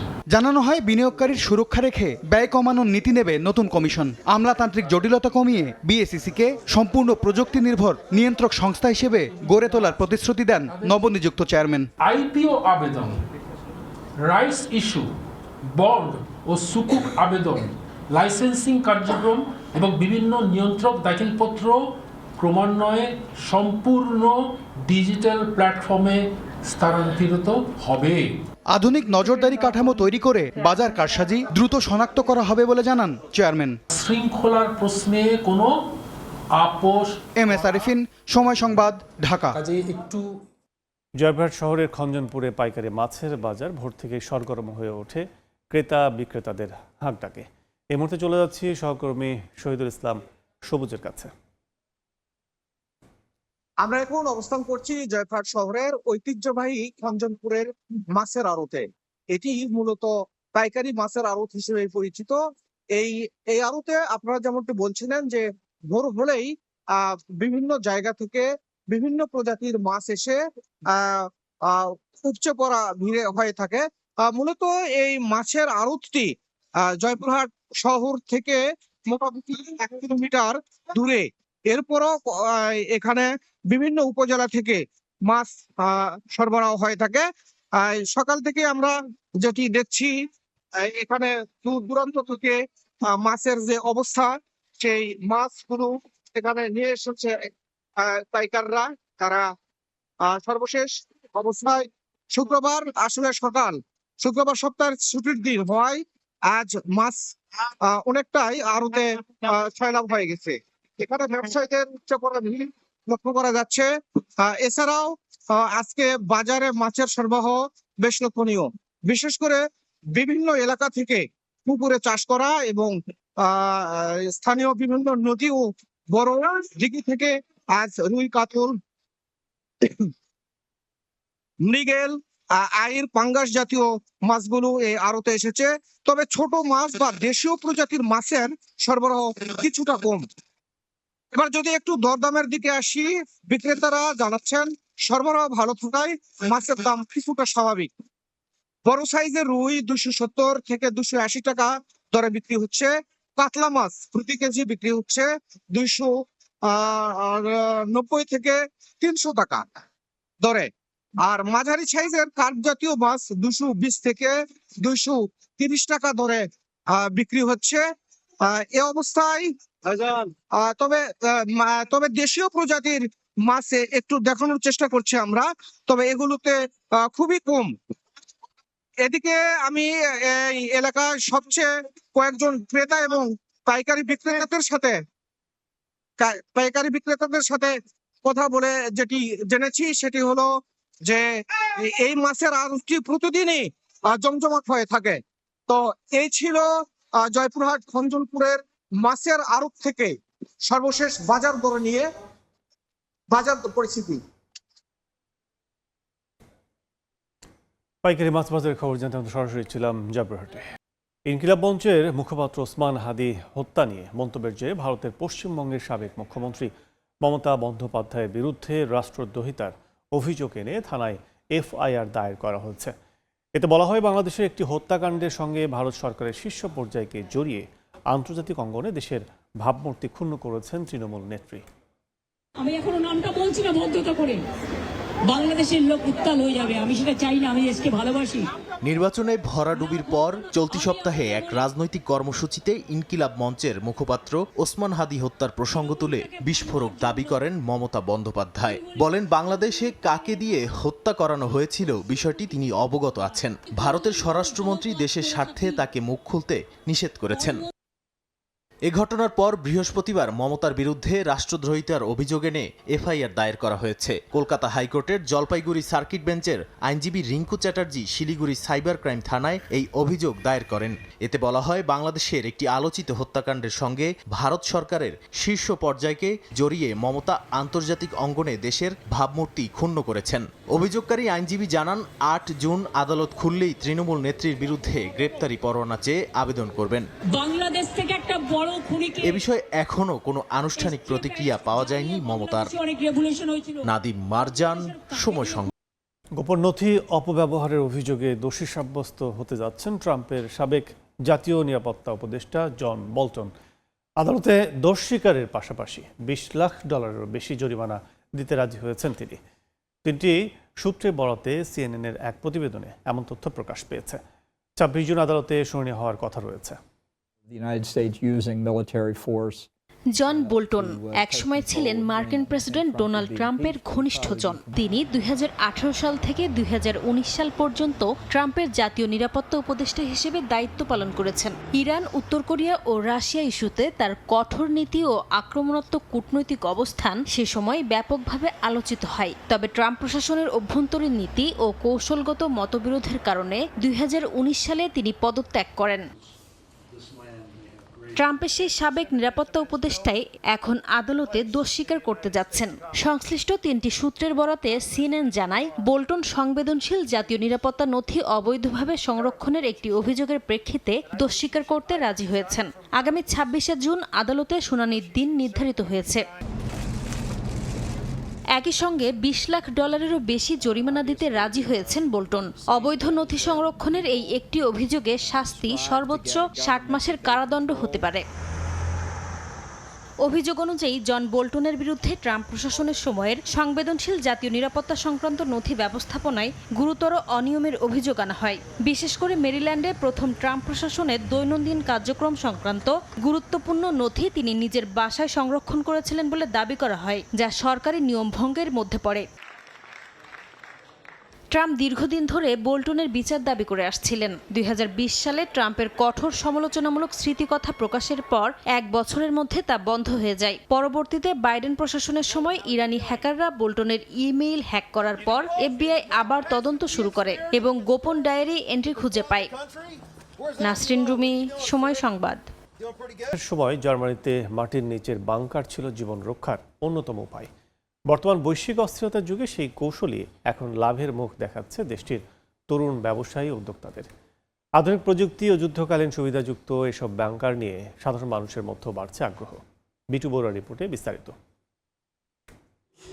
Kellergeschoss বিভিন্ন অঞ্চলের যুদ্ধ পরিস্থিতিতে অস্থির গোটা বিশ্ব। এসব সংঘাতে ভারী সমরাস্ত্রের ব্যবহার হচ্ছে হর হামেশাই, এমনকি নিষিদ্ধ রাসায়নিক অস্ত্র ব্যবহারের অভিযোগও উঠতে দেখা গেছে। এমন পরিস্থিতিতে জার্মানের সুরক্ষায় এখনও সবচেয়ে কার্যকর কৌশল মাটির নিচের বাংকার। আর এই চিরচেনা বাংকার ব্যবসাকেই সম্পূর্ণ নতুন রূপ দিচ্ছেন জার্মানির কয়েকজন উদ্যোক্তা। বৈশ্বিক নিরাপত্তা সংকটের মাঝেই তারা গড়ে তুলেছেন ডয়েচেস শুটসরাম সেন্ট্রাম বা জার্মান নিরাপদ আশ্রয় কেন্দ্র। আগামী 20 থেকে 100 বছরের মধ্যে জার্মানিতে কি পরিস্থিতি দাঁড়াবে তা কেউ জানে না। আর এই অনিশ্চিত ভবিষ্যতের কথা ভেবেই সমাজের সব পেশার মানুষ উদ্বিগ্ন। তারা স্পষ্ট দেখতে পাচ্ছেন সামনে একটি বড় ঝুঁকি রয়েছে, আর সেই ঝুঁকি মোকাবেলায় তারা নিজ উদ্যোগে অবকাঠামোগত প্রস্তুতি নিচ্ছেন, তৈরি করছেন ব্যক্তিগত শেল্টার। এটি আসলে সন্তানদের নিরাপত্তার জন্য একটি আগাম সতর্কতা। বাংকারের আধুনিকায়ন নিয়ে কাজ করছেন সংশ্লিষ্টরা। আলট্রা মডার্ন বা অতি আধুনিক পদ্ধতিতে তৈরি এসব বাংকারের বাইরের জগতের সাথে নিরবিচ্ছিন্ন যোগাযোগের জন্য রাখা হয়েছে বিশেষ প্রযুক্তিগত ব্যবস্থা। কেবল যোগাযোগই নয়, জরুরি বিদ্যুৎ সেবা এবং দীর্ঘ সময় টিকে থাকার জন্য খাবার ও পানির সরবরাহ নিয়েও ভেবেছেন প্রকল্প সংশ্লিষ্টরা। যুদ্ধকালীন এই নিরাপদ আশ্রয় কেন্দ্রের প্রতি এরই মধ্যে জার্মানির সাধারণ মানুষের আগ্রহ বাড়ছে। উদ্যোক্তারা মনে করেন এটি কেবল একটি লাভজনক ব্যবসায়ী নয়, বরং যে কোনো যুদ্ধ পরিস্থিতিতে দেশের মানুষের সুরক্ষায় গুরুত্বপূর্ণ ভূমিকা রাখবে। এই মুহূর্তে আমি আছি রাজধানী বার্লিনের মাটির কমপক্ষে 30 ফুট গভীরে তৈরি করা একটি বাংকারে। আদিম যুগ থেকে চলে আসা জীবন রক্ষার এই কৌশল এখনো বেশ প্রাসঙ্গিক এবং কার্যকরী। তবে যুদ্ধ কিংবা সংঘাতের কারণে মানবিক বিপর্যয়ের দিনগুলো যাতে কখনোই না আসে, এমন প্রার্থনা সাধারণ জার্মানদের। জার্মানি থেকে বিটু বড়ুয়া, সময় সংবাদ। ফিফা বিশ্বকাপের রোমাঞ্চ ছুঁয়ে যাচ্ছে গোটা বাংলাদেশে। গ্রেটেস্ট শো অন আর্থ ঘিরে নানা আয়োজন করছেন ফুটবল প্রেমীরা। রাজধানীর টিকাতলিতে দেয়াল চিত্রে ফুটিয়ে তোলা হয়েছে মেসি, নেইমার, পেলে, ম্যারাডোনাদের স্মরণীয় সব মুহূর্ত। যে জায়গাটিতে সবাই ডাকেন ফিফা গলি নামে। ফুটবল পায়ে ড্রিবলিং আর আর্জেন্টিনা ব্রাজিল ভক্তদের খুনসুটিতে রীতিমতো উৎসবের আমেজ ভাইরাল এই ফিফা গলিতে।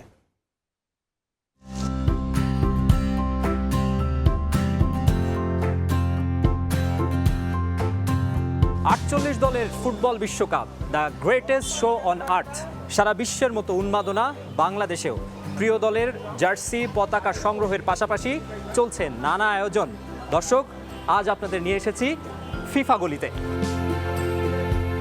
রাজধানীর টিকাটুলির KM দাস লেনের এই কজন তরুণ ফুটবল খেলাটাকে অসম্ভব ভালোবাসে। বিশ্বকাপের মৌসুমে সে ভালোবাসার বহিঃপ্রকাশ হয় আরও বেশি রংতুলির কোমল স্পর্শে ফুটবল বিশ্বের তারকাদের বিভিন্ন মুহূর্ত আর মুখভঙ্গি ফুটিয়ে তোলার প্রয়াস। দেয়ালটাই যেন ওদের ক্যানভাস।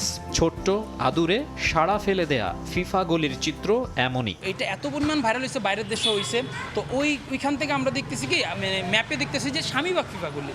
সবাই বলা বলি করতে স্বামীবাগ ফিফা গলি। এরপর থেকে না এটা অটোমেটিক ফিফা গলি একটা নাম হয়েছে। সবাই তো আশেপাশে এলাকা থেকে আসছে যে এখানে কি হচ্ছে, এখানে বাচ্চারা সকাল থেকে খেলাধুলা করতেছে, এই সাংবাদিক ভাইয়েরা আসতেছে, তো এখানে সবার ভিতরে একটা উৎসব কাজ করতেছে, একটা উৎসবের মতন হয়ে গেছে আমাদের এই ফিফা গলি। প্রত্যেকদিন আসে আমার ভাইয়ারা আর্ট করে, আমার এটা ভালো লাগে অনেক। আমরা যে আয়োজনটা করছি এটা আপনার বিশ্ব মিডিয়া প্রকাশ করতেছে, আবার আপনার সবাই বলে যে ফিফা গলি, আমাদের বিভিন্ন দূর দূরান্ত থেকে মানুষ এখানে আসে, ছবি তুলে, এটা তো আমাদের অন্যরকম একটা ফিল কাজ করে। একসঙ্গে দেয়ালচিত্র আঁকাআঁকি করলেও সমর্থনের ক্ষেত্রে যেন চিরশত্রু। আর্জেন্টিনা আর ব্রাজিল ফ্যানদের খুনসুটি আর তুমুল ঝগড়ায় আরও ভালোভাবে বোঝা যায় এই তো বিশ্বকাপের মৌসুম। প্রত্যেকবারই বলে হেক্সা নিবে, কিন্তু কোয়ার্টার ফাইনাল পর্যন্ত চলে যায়। তুই বাপদাদা আমলে যখন নিয়েছিল ওইটা নিয়েছে, এটা নিয়েই চলুক, এটা নিয়েই খাক সারা জীবন। আর আমরা যেহেতু গতবারও নিছি, ইনশাল্লাহ আবার নিব। এখানে যেহেতু 3টা আছে, এখানে 4টা বলবো। আমরা হাত দিয়া তো আর দল নেই। এই 3টা তো মনে করেন যখন নিচে 5টা দল ছিল, ঘুমায় ছিল যে দলগুলো, ওইগুলো দলগুলো উঠায় মাঠে খেলায়, এই 3টা পাইছে। 2টা যদি ধরেন সব পেনাল্টি, অফসাইডগুলো কি হইছে এগুলো দেখতে হবে। আচ্ছা, প্লান্টিকের তো একটা গোলের অংশ, তাই না? প্লান্টিকের তো একটা গোলের অংশ, তার মানে তুমি মানো অবশ্যই প্লান্টিকের গোল হবে না। তোমরা যে ওয়ার্ল্ড কাপ পাইছো, মানো যেই ভাতা হোক, যেই মানো, তাইলে বলো মানি। আসলে আমি ব্রাজিল সাপোর্ট করি না, আমি আর্জেন্টিনা সাপোর্ট করি। আমাকে ওরা জোর করে পড়াইছে। মেসির জন্য তারা জানপরণ দিয়ে খেলছে। আমাদের প্লেয়াররাও যদি আমাদের নেইমারের জন্য এমন ঝাঁপায় পড়ে, তাহলে আমরাও আশাবাদী যে আমরা কাপ পাবো। 90% মানুষ হচ্ছে ব্রাজিল আর্জেন্টিনা ফ্যান, বাট আমরা খুব কম মানুষ যারা হচ্ছে অ্যাকচুয়ালি ফ্রান্সকে সাপোর্ট করতেছে। তো ইউএফএ চ্যাম্পিয়ন্স লিগ যারা দেখে তারা জানে ডেম্বেলে কত ডেঞ্জারাস, আর এমবাপে তো আরেকজন আছে, ও তো বেস্ট। গোলির মুখেই লিওনেল মেসির বিশ্বকাপ ট্রফিতে চুম্বনের ঐতিহাসিক মুহূর্তের ছবি। পেলে, ম্যারাডোনা, নেইমার কিংবা এমবাপ্পে, ইয়ামালদের ঠাঁই হয়েছে দেয়াল ক্যানভাসে। তবে ক্রিস্টিয়ানো রোনালদোর ছবি না থাকায় হতাশ পর্তুগাল ভক্তরা। ক্রিস্টিয়ানো রোনালদোর ছবি নাই, আমি ভাইয়াদের বলবো ইনশাল্লাহ এই ছবি আর্ট করতে, যত তাড়াতাড়ি আমাদের ক্রিস্টিয়ানো রোনালদো। আছে বাংলাদেশ ফুটবলের প্রাণভোমরা হামজা চৌধুরীর ছবি, তাকে ঘিরে স্বপ্নটা আকাশ ছোঁয়া। আর্জেন্টিনা, ব্রাজিল এগুলো পরে, আগে বাংলাদেশ। এই কারণে আমরা কিন্তু হামজা চৌধুরী সবার আগে আঁকছি, আমরা জামাল ভাইয়ের ছবিটা আঁকবো। আমরা তো সবসময় স্বপ্ন দেখি যে বাংলাদেশ বিশ্বকাপে খেলবে। মোটর বাইক আর বাইসাইকেল নিয়ে নানা কারিকুরিও দেখায় অনেকে। কেউ কেউ আবার ফিলিস্তিনবাসীর ওপর ইসরায়েলি আগ্রাসনের প্রতিবাদ জানায়। প্যালেস্টাইন দেশে তো সবাই নিপীড়িত, তাই আমি চাই যে আমাকে দেখে সবাই প্যালেস্টাইন সাপোর্ট করুক। ফুটবল পায়ে মহাযুদ্ধে নামবে 48 দল। হাজার হাজার মাইল দূরেও রোমাঞ্চ ছুঁয়ে যাচ্ছে ভক্তদের। New York, Miami, Toronto, Vancouver, গুয়াদালাহারার সঙ্গে টিকাটুলির এই ছোট্ট গলিটাকে এক সুতোয় বাঁধতে পারে কেবলই ফিফা বিশ্বকাপ। মাকসুম আলম খান, সময় সংবাদ, ঢাকা। ফিফা প্রীতি ম্যাচে আজ সান মারিনোর মুখোমুখি হবে বাংলাদেশ। প্রতিপক্ষ ফিফা র্যাঙ্কিংয়ে পিছিয়ে থাকলেও নিজেদের আন্ডারডগ হিসেবে দেখছেন কোচ থমাস টুলি। কঠিন ম্যাচ হলেও শিষ্যরা সেরাটা দেবে বলে আশা কোচের। সান মারিনো নিয়মিত ইউরোপের দেশগুলোর বিপক্ষে খেলার অভিজ্ঞতা থাকায় জয় পাওয়া চ্যালেঞ্জিং হবে বলে জানান অধিনায়ক জামাল ভুঁইয়া। প্রথমবারের মতো ইউরোপের কোনো দেশের বিপক্ষে খেলা নিয়ে রোমাঞ্চিত ফুটবলাররা। সান মারিনো স্টেডিয়ামে ম্যাচ শুরু হবে রাত 11টায়। ইতালির ভেতরে অবস্থিত ছোট্ট দেশ সান মারিনোর বিপক্ষে ম্যাচ সামনে রেখে অনুশীলনে বাংলাদেশ দল। ম্যাচটা ফিফার প্রীতি হলেও লাল সবুজের জন্য বিশেষ। দেশের ফুটবল ইতিহাসে প্রথমবারের মতো ইউরোপের কোনো দেশের বিপক্ষে তাদের মাটিতে ম্যাচ খেলবে জামাল ভুঁইয়ারা, তাই রোমাঞ্চ ছুঁয়ে গেছে পুরো দলকে। সান মারিনো স্টেডিয়ামে মাত্র দুদিনের জন্য পুরো দল একসঙ্গে পেয়েছেন কোচ থমাস টুলি। মার্কিন যুক্তরাষ্ট্রের সাবেক এই অধিনায়কের বাংলাদেশের হয়ে প্রথম অ্যাসাইনমেন্ট। ম্যাচটা তাই স্মরণীয় করে রাখতে চান কোচ। তবে বাস্তবতাও মাথায় রাখছেন তিনি। বাংলাদেশের দায়িত্ব নিয়েছেন খুব বেশি দিন হয়নি। গত 22 মে ঢাকায় পা রাখেন টুলি। দেশীয় ফুটবলারদের সঙ্গে ঢাকায় অল্প কদিনের অনুশীলনের পর সান মারিনোতে এসে মাত্র দুদিন একসঙ্গে পেয়েছেন পুরো দল। ফিফা র্যাঙ্কিংয়ে সান মারিনোর অবস্থান 211। র্যাঙ্কিংয়ে পিছিয়ে থাকলেও পেশাদার এই কোচ পা মাটিতেই রাখছেন। কন্ডিশনের চ্যালেঞ্জের পাশাপাশি সান মারিনোর মাটিতে বাংলাদেশকে আন্ডারডগ হিসেবে দেখছেন তিনি। শিষ্যদের কাছে চেয়েছেন সেরাটা। প্রথমবারের মতো ইউরোপের কোনো দেশের সঙ্গে খেলা হওয়ায় পুরো দল বেশ রোমাঞ্চিত। দীর্ঘ ভ্রমণ ক্লান্তির সঙ্গে আমরা অনুশীলনের জন্য খুব বেশি সময় পাইনি, এটা আমাদের জন্য সমস্যা হতে পারে। ফিফা র্যাঙ্কিং আমাদের কাছে বড় বিষয় নয়, মাঠে আমরা আন্ডারডগ হিসেবে নামবো। ফুটবলাররা নিজেদের খেলায় ফোকাস করবে এবং সেরাটা দিবে, সেটাই চাই আমি। তবে ম্যাচটা কঠিন হবে আমাদের জন্য। প্রতিপক্ষ সান মারিনো নিয়মিত ইউরোপের ভালো মানের দলগুলোর সঙ্গে খেলে অভ্যস্ত। ম্যাচটা তাই চ্যালেঞ্জিং হবে মানছেন জামাল ভুঁইয়া। কোচ কাব্রেরার অধীনে নিয়মিত শুরুর একাদশে সুযোগ পাননি, তবে থমাস টুলির অধীনে নিজেকে মেলে ধরার স্বপ্ন জামালের। Happy to be here in San Marino. It was a little bit tough journey, but we are here and we are prepared for the game. সবশেষ সিঙ্গাপুরের বিপক্ষে এশিয়ান কাপের ম্যাচে একাধিক ফুটবলারের ইনজুরি ও কার সমস্যায় ভুগতে হয়েছিল কাব্রেরাকে। তবে ফুটবলারদের সঙ্গে এখনো খুব বেশি বোঝাপড়া তৈরি না হলেও ফিট একটা স্কোয়াড পাচ্ছেন থমাস টুলি। রক্ষণে অভিজ্ঞ তপুর সঙ্গে ইনজুরিতে ফেরা বিশ্বনাথ থাকায় আশাবাদী কোচ। হামজা, সমিত, জায়ানরাও চান নতুন কোচের প্রথম অ্যাসাইনমেন্ট জয়ে স্মরণীয় করে রাখতে। সঙ্গে কাজেম শাহ, মুরসালিন, তারিকদেরও লক্ষ্য ইউরোপের মাটিতে প্রথম ম্যাচ জিতে প্রবাসীদের উৎসবে বাড়তি রং চড়াতে। পারভিন আক্তার, সময় সংবাদ।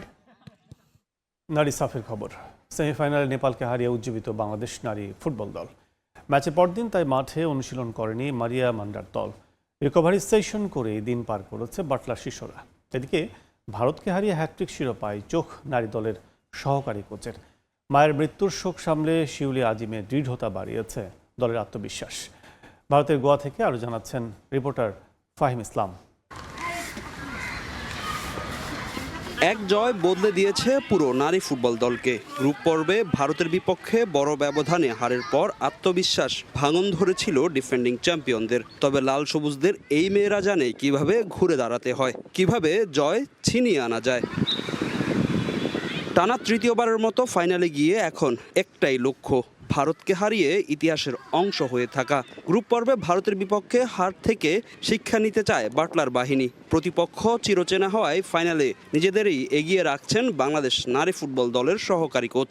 ইন্ডিয়ার সাথে কিভাবে ম্যাচ খেলবো আমাদের কোচিং স্টাফ এবং আমাদের যারা ম্যাচ অ্যানালাইসিস করে সেটা নিয়ে আমরা অনেক পর্যালোচনা করেছি এবং আগামীকাল আমাদের একটা সেশন আছে, সেই সেশনে আমরা এই কাজগুলো করব এবং ফাইনাল ইনশাআল্লাহ ইন্ডিয়ার সাথে উইন করব। রাইট ব্যাক শিউলি আজিমের কাছে দেশের প্রতি দায়িত্ব ও সম্মানবোধটা সবার আগে।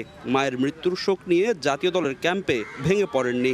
মাতৃভূমির প্রতি তার এই দৃঢ়তা আত্মবিশ্বাস জুগিয়েছে পুরো দলকে। গতকালকে আমরা একটা ভালো ম্যাচ খেলেছি, ম্যাচ খেলে আমরা ফাইনালে উঠেছি।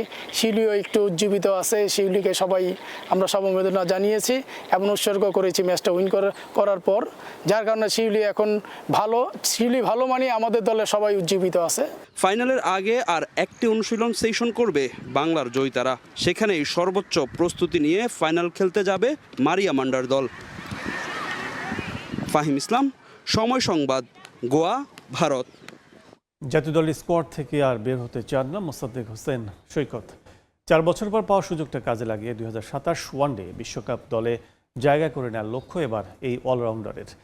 অস্ট্রেলিয়ার বিপক্ষে হোম কন্ডিশনে দলও ভালো করবে বলে বিশ্বাস তার। এদিকে চাকরি ছেড়ে দেয় এই সিরিজে শন টেইটের পরিবর্তে টাইগারদের পেস ডিপার্টমেন্টের কোচের দায়িত্ব পালন করবেন তালহা জুবায়ের। তিনি কিন্তু এক প্রকার ঘোষণাই দিয়ে ফেলেছিলেন যে আসলে মেহেদী হাসান মিরাজ যতদিন আছেন ততদিন আসলে আপনার জায়গাটা নিজেকে ফেরানোর চ্যালেঞ্জটা কি আরো বেড়ে গেল কিনা এমন কথার পরে? না, এমন কিছু না। আসলে অনেক ম্যাচের জন্য আমরা একসাথে 3-4 জন অলরাউন্ডার খেলেছি বাংলাদেশ টিমে। সো সেইটা আসলে আমি আসলে বিষয়টা একটু হতাশ ছিলাম। সাবেক প্রধান নির্বাচক গাজী আশরাফ হোসেন লিপু এক প্রকার নিশ্চয়তা দিয়ে বলেছিলেন যতদিন মিরাজ আছেন টাইগার স্কোয়াডে জায়গা নেই সৈকতের। সেই কথাটা আরও তাতিয়ে দিয়েছিল মোসাদ্দেককে। নতুন স্বপ্ন নিয়ে 4 বছর পর আবারও জাতীয় দলে এই অলরাউন্ডার। আগামী বছরের ওয়ানডে বিশ্বকাপকে সামনে রেখে আসছে দিনগুলোতে স্কোয়াড নির্বাচনে পরীক্ষা চালাবেন নির্বাচকরা। মোসাদ্দেকের লক্ষ্য তাই একটাই, দলে নিয়মিত হওয়া। পাখির চোখ অবশ্যই বিশ্ব আসর। এটা তো অনেক দিন ওয়েট করা লাগছে এবং যেখানেই খেলছি ভালো খেলতে হয়েছে। ভালো করার পরে এই অপরচুনিটিটা আসছে এবং সেটা আমি অবশ্যই চাইবো যতদিন আমি আমার ক্যারিয়ার থাকবে ততদিন পর্যন্ত যেন আমি ন্যাশনাল টিমের জন্যই খেলতে পারি। যেহেতু 6-7 ব্যাটিং করতে হবে এবং টিমের দরকারের জন্য 5-6 ওভার হয়তো বোলিং করা লাগতে পারে। সো আমার যে ছোট ছোট রোলগুলো সেইগুলো আমি চেষ্টা করব ফুলফিল করার। যখন আমি ভালো খেলতে পারবো ওই সময় আমি আশা করতে পারি যে না 27 ওয়ার্ল্ড কাপ আমার জন্য একটা গোল্ডেন অপরচুনিটি ওয়েট করতেছে। ব্যাটিংয়ের সঙ্গে ষষ্ঠ বোলার হিসাবে ঘরোয়া লিগের পরীক্ষিত মোসাদ্দেককে জাতীয় দলে ফিরিয়েছেন হাবিবুল বাশার। সাকিবের পর একজন জেনুইন অলরাউন্ডারের খোঁজ বহুদিন ধরেই করছে নির্বাচক প্যানেল। সেই গ্যাপ কি পূরণ করতে পারবেন মোসাদ্দেক? সাকিব ভাইয়ের সাথে অন্য একজনকে মিলিয়ে ফেলতেছেন আসলে। ওনার মতো করে আসলে 2টা ডিপার্টমেন্ট একই সাথে এভাবে করে হ্যান্ডেল করা এটা ওয়ার্ল্ড ক্রিকেটের রেয়ার একটা ব্যাপার আর কি। সো সেই জায়গা থেকে আমি বলবো যে যখন এই এক্সট্রা প্রেশারটা একটা প্লেয়ারের উপর চলে আসে তার জন্য পারফর্ম করা একটু ডিফিকাল্ট হয়ে যায়। আমার মনে হয় যে প্রত্যেকটা প্লেয়ারকে সেই স্পেসটা দেওয়া উচিত, তার জায়গা থেকে সেই ফ্রিডমটা দেওয়া এবং তাকে পারফর্ম করার জন্য আমাদের সবার মিলে মোটিভেট করা। শুধু মোসাদ্দেক নয়, এই অস্ট্রেলিয়া সিরিজ পুরো বাংলাদেশ দলের জন্যই চ্যালেঞ্জের। 15 বছর পর ওয়ানডেতে অজিদের মুখোমুখি হবে টাইগাররা। তার চেয়ে বড় বিষয় এই সিরিজেও আছে বাংলাদেশের সরাসরি বিশ্বকাপ খেলার সমীকরণ। স্পোর্টিং উইকেটের সঙ্গে দুর্দান্ত পেস ইউনিট নিয়ে বড় স্বপ্ন এই অলরাউন্ডারের। বাংলাদেশ টিমের বোলিং অ্যাটাকটা হচ্ছে ওয়ার্ল্ডে আপনি কয়েকটা বড় টিমের সাথে কম্পেয়ার করলে আপনি আমাদের একটা বোলিং অ্যাটাক আপনি ধরতেই পারেন। সো এখন লাস্ট 2-3টা সিরিজে বাংলাদেশে আমরা হোমে যেভাবে করে আমাদের ব্যাটসম্যানরা ওয়ানডেতে বিশেষ করে যেভাবে করে খেলতেছে, আমার মনে হয় যে এই পারফরমেন্সটা কন্টিনিউ করতে পারলে অবশ্যই আমাদের খুব ভালো চান্স থাকবে সিরিজের জেতার। তবে সিরিজ শুরুর আগেই পেস ইউনিটে বড় ধাক্কা। ব্যক্তিগত কারণ দেখিয়ে দায়িত্ব ছেড়েছেন শন টেইট। অস্ট্রেলিয়ার বিপক্ষে অন্তর্বর্তীকালীন কোচের দায়িত্ব পালন করবেন তালহা জুবায়ের। তামিম হোসেন, সময় সংবাদ, ঢাকা।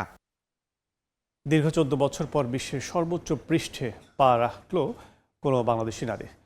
8ম বাংলাদেশি হিসেবে এমন অর্জনে নাম লিখিয়েছেন নুরুন নাহার নিম্নি। কর্পোরেট চাকরির পাশাপাশি নিজের ভালো লাগা থেকেই এমন পাগলামি তার। সময় সংবাদে জানিয়েছেন এভারেস্ট জয়ের রোমাঞ্চকর অভিজ্ঞতার গল্প। দীর্ঘ 14 বছর পর পৃথিবীর সর্বোচ্চ পৃষ্ঠ মাউন্ট এভারেস্টে পা ফেললেন একজন বাংলাদেশি নারী।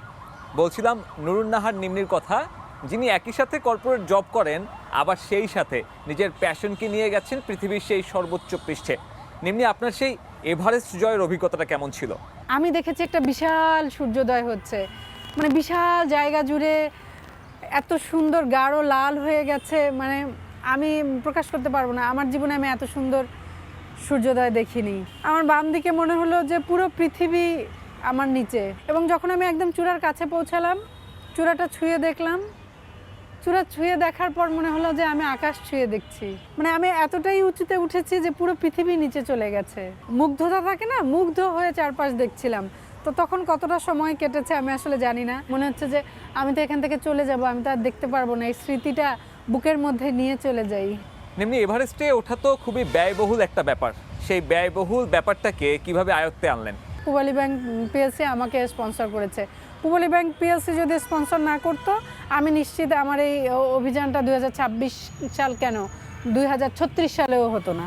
ঢাকার রাস্তায় নারীদের জন্য চলাটা যেখানে খুব বেশি কঠিন, সেখানে আপনি মাউন্ট এভারেস্টে পৌঁছে গেলেন। আপনার কাছেও কি মনে হয় ঢাকার রাস্তায় চলাটা এভারেস্টে ওঠার থেকেও বেশি কঠিন?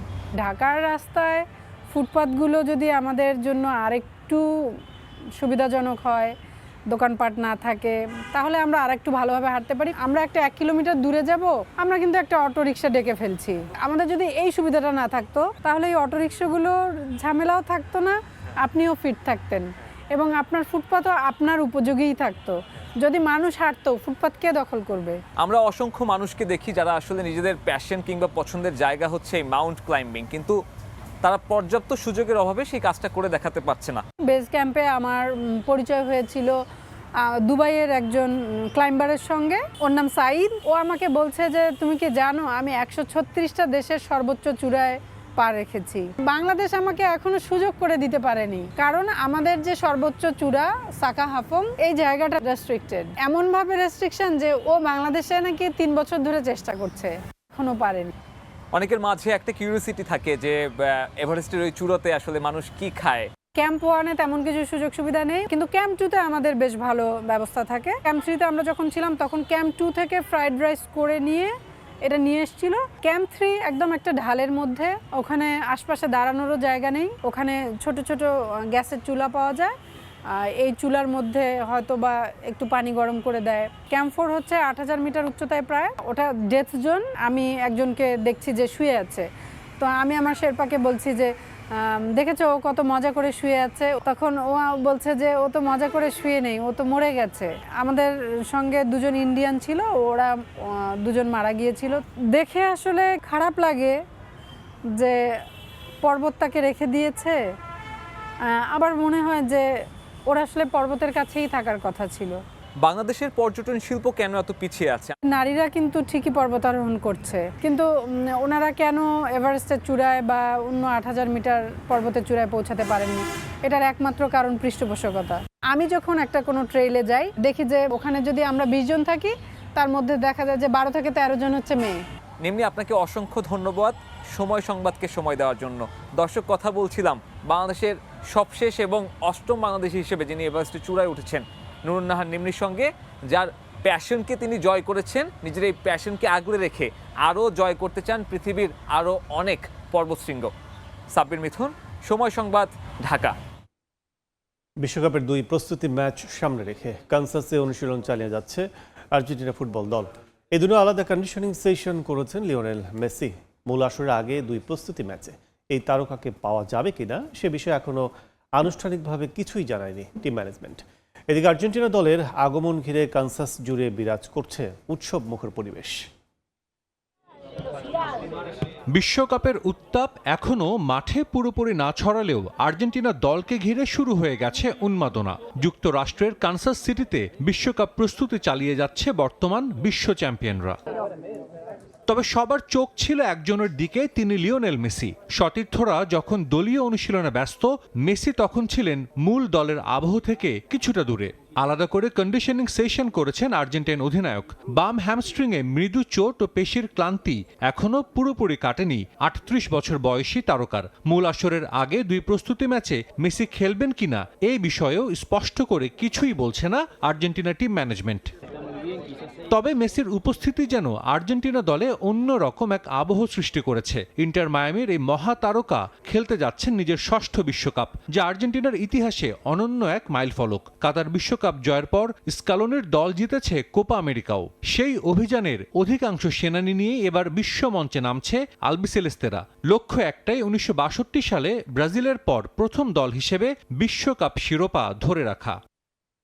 কানসাস সিটির আর্জেন্টিনার বেস ক্যাম্প পরিণত হয়েছে আরেক বুয়েনোস এইরেসে। দর্শক, স্থানীয় কর্মকর্তা আর ফুটবল প্রেমীদের ভিড়ে সৃষ্টি হয় উৎসবমুখর পরিবেশ। আর্জেন্টিনা দলকে এক নজর দেখতে প্রতিদিনই ভিড় করছেন সমর্থকরা। মেসি জ্বর আর বিশ্বকাপের রোমাঞ্চ মিলে শহর জুড়ে তৈরি হয়েছে এক অন্যরকম আবহ।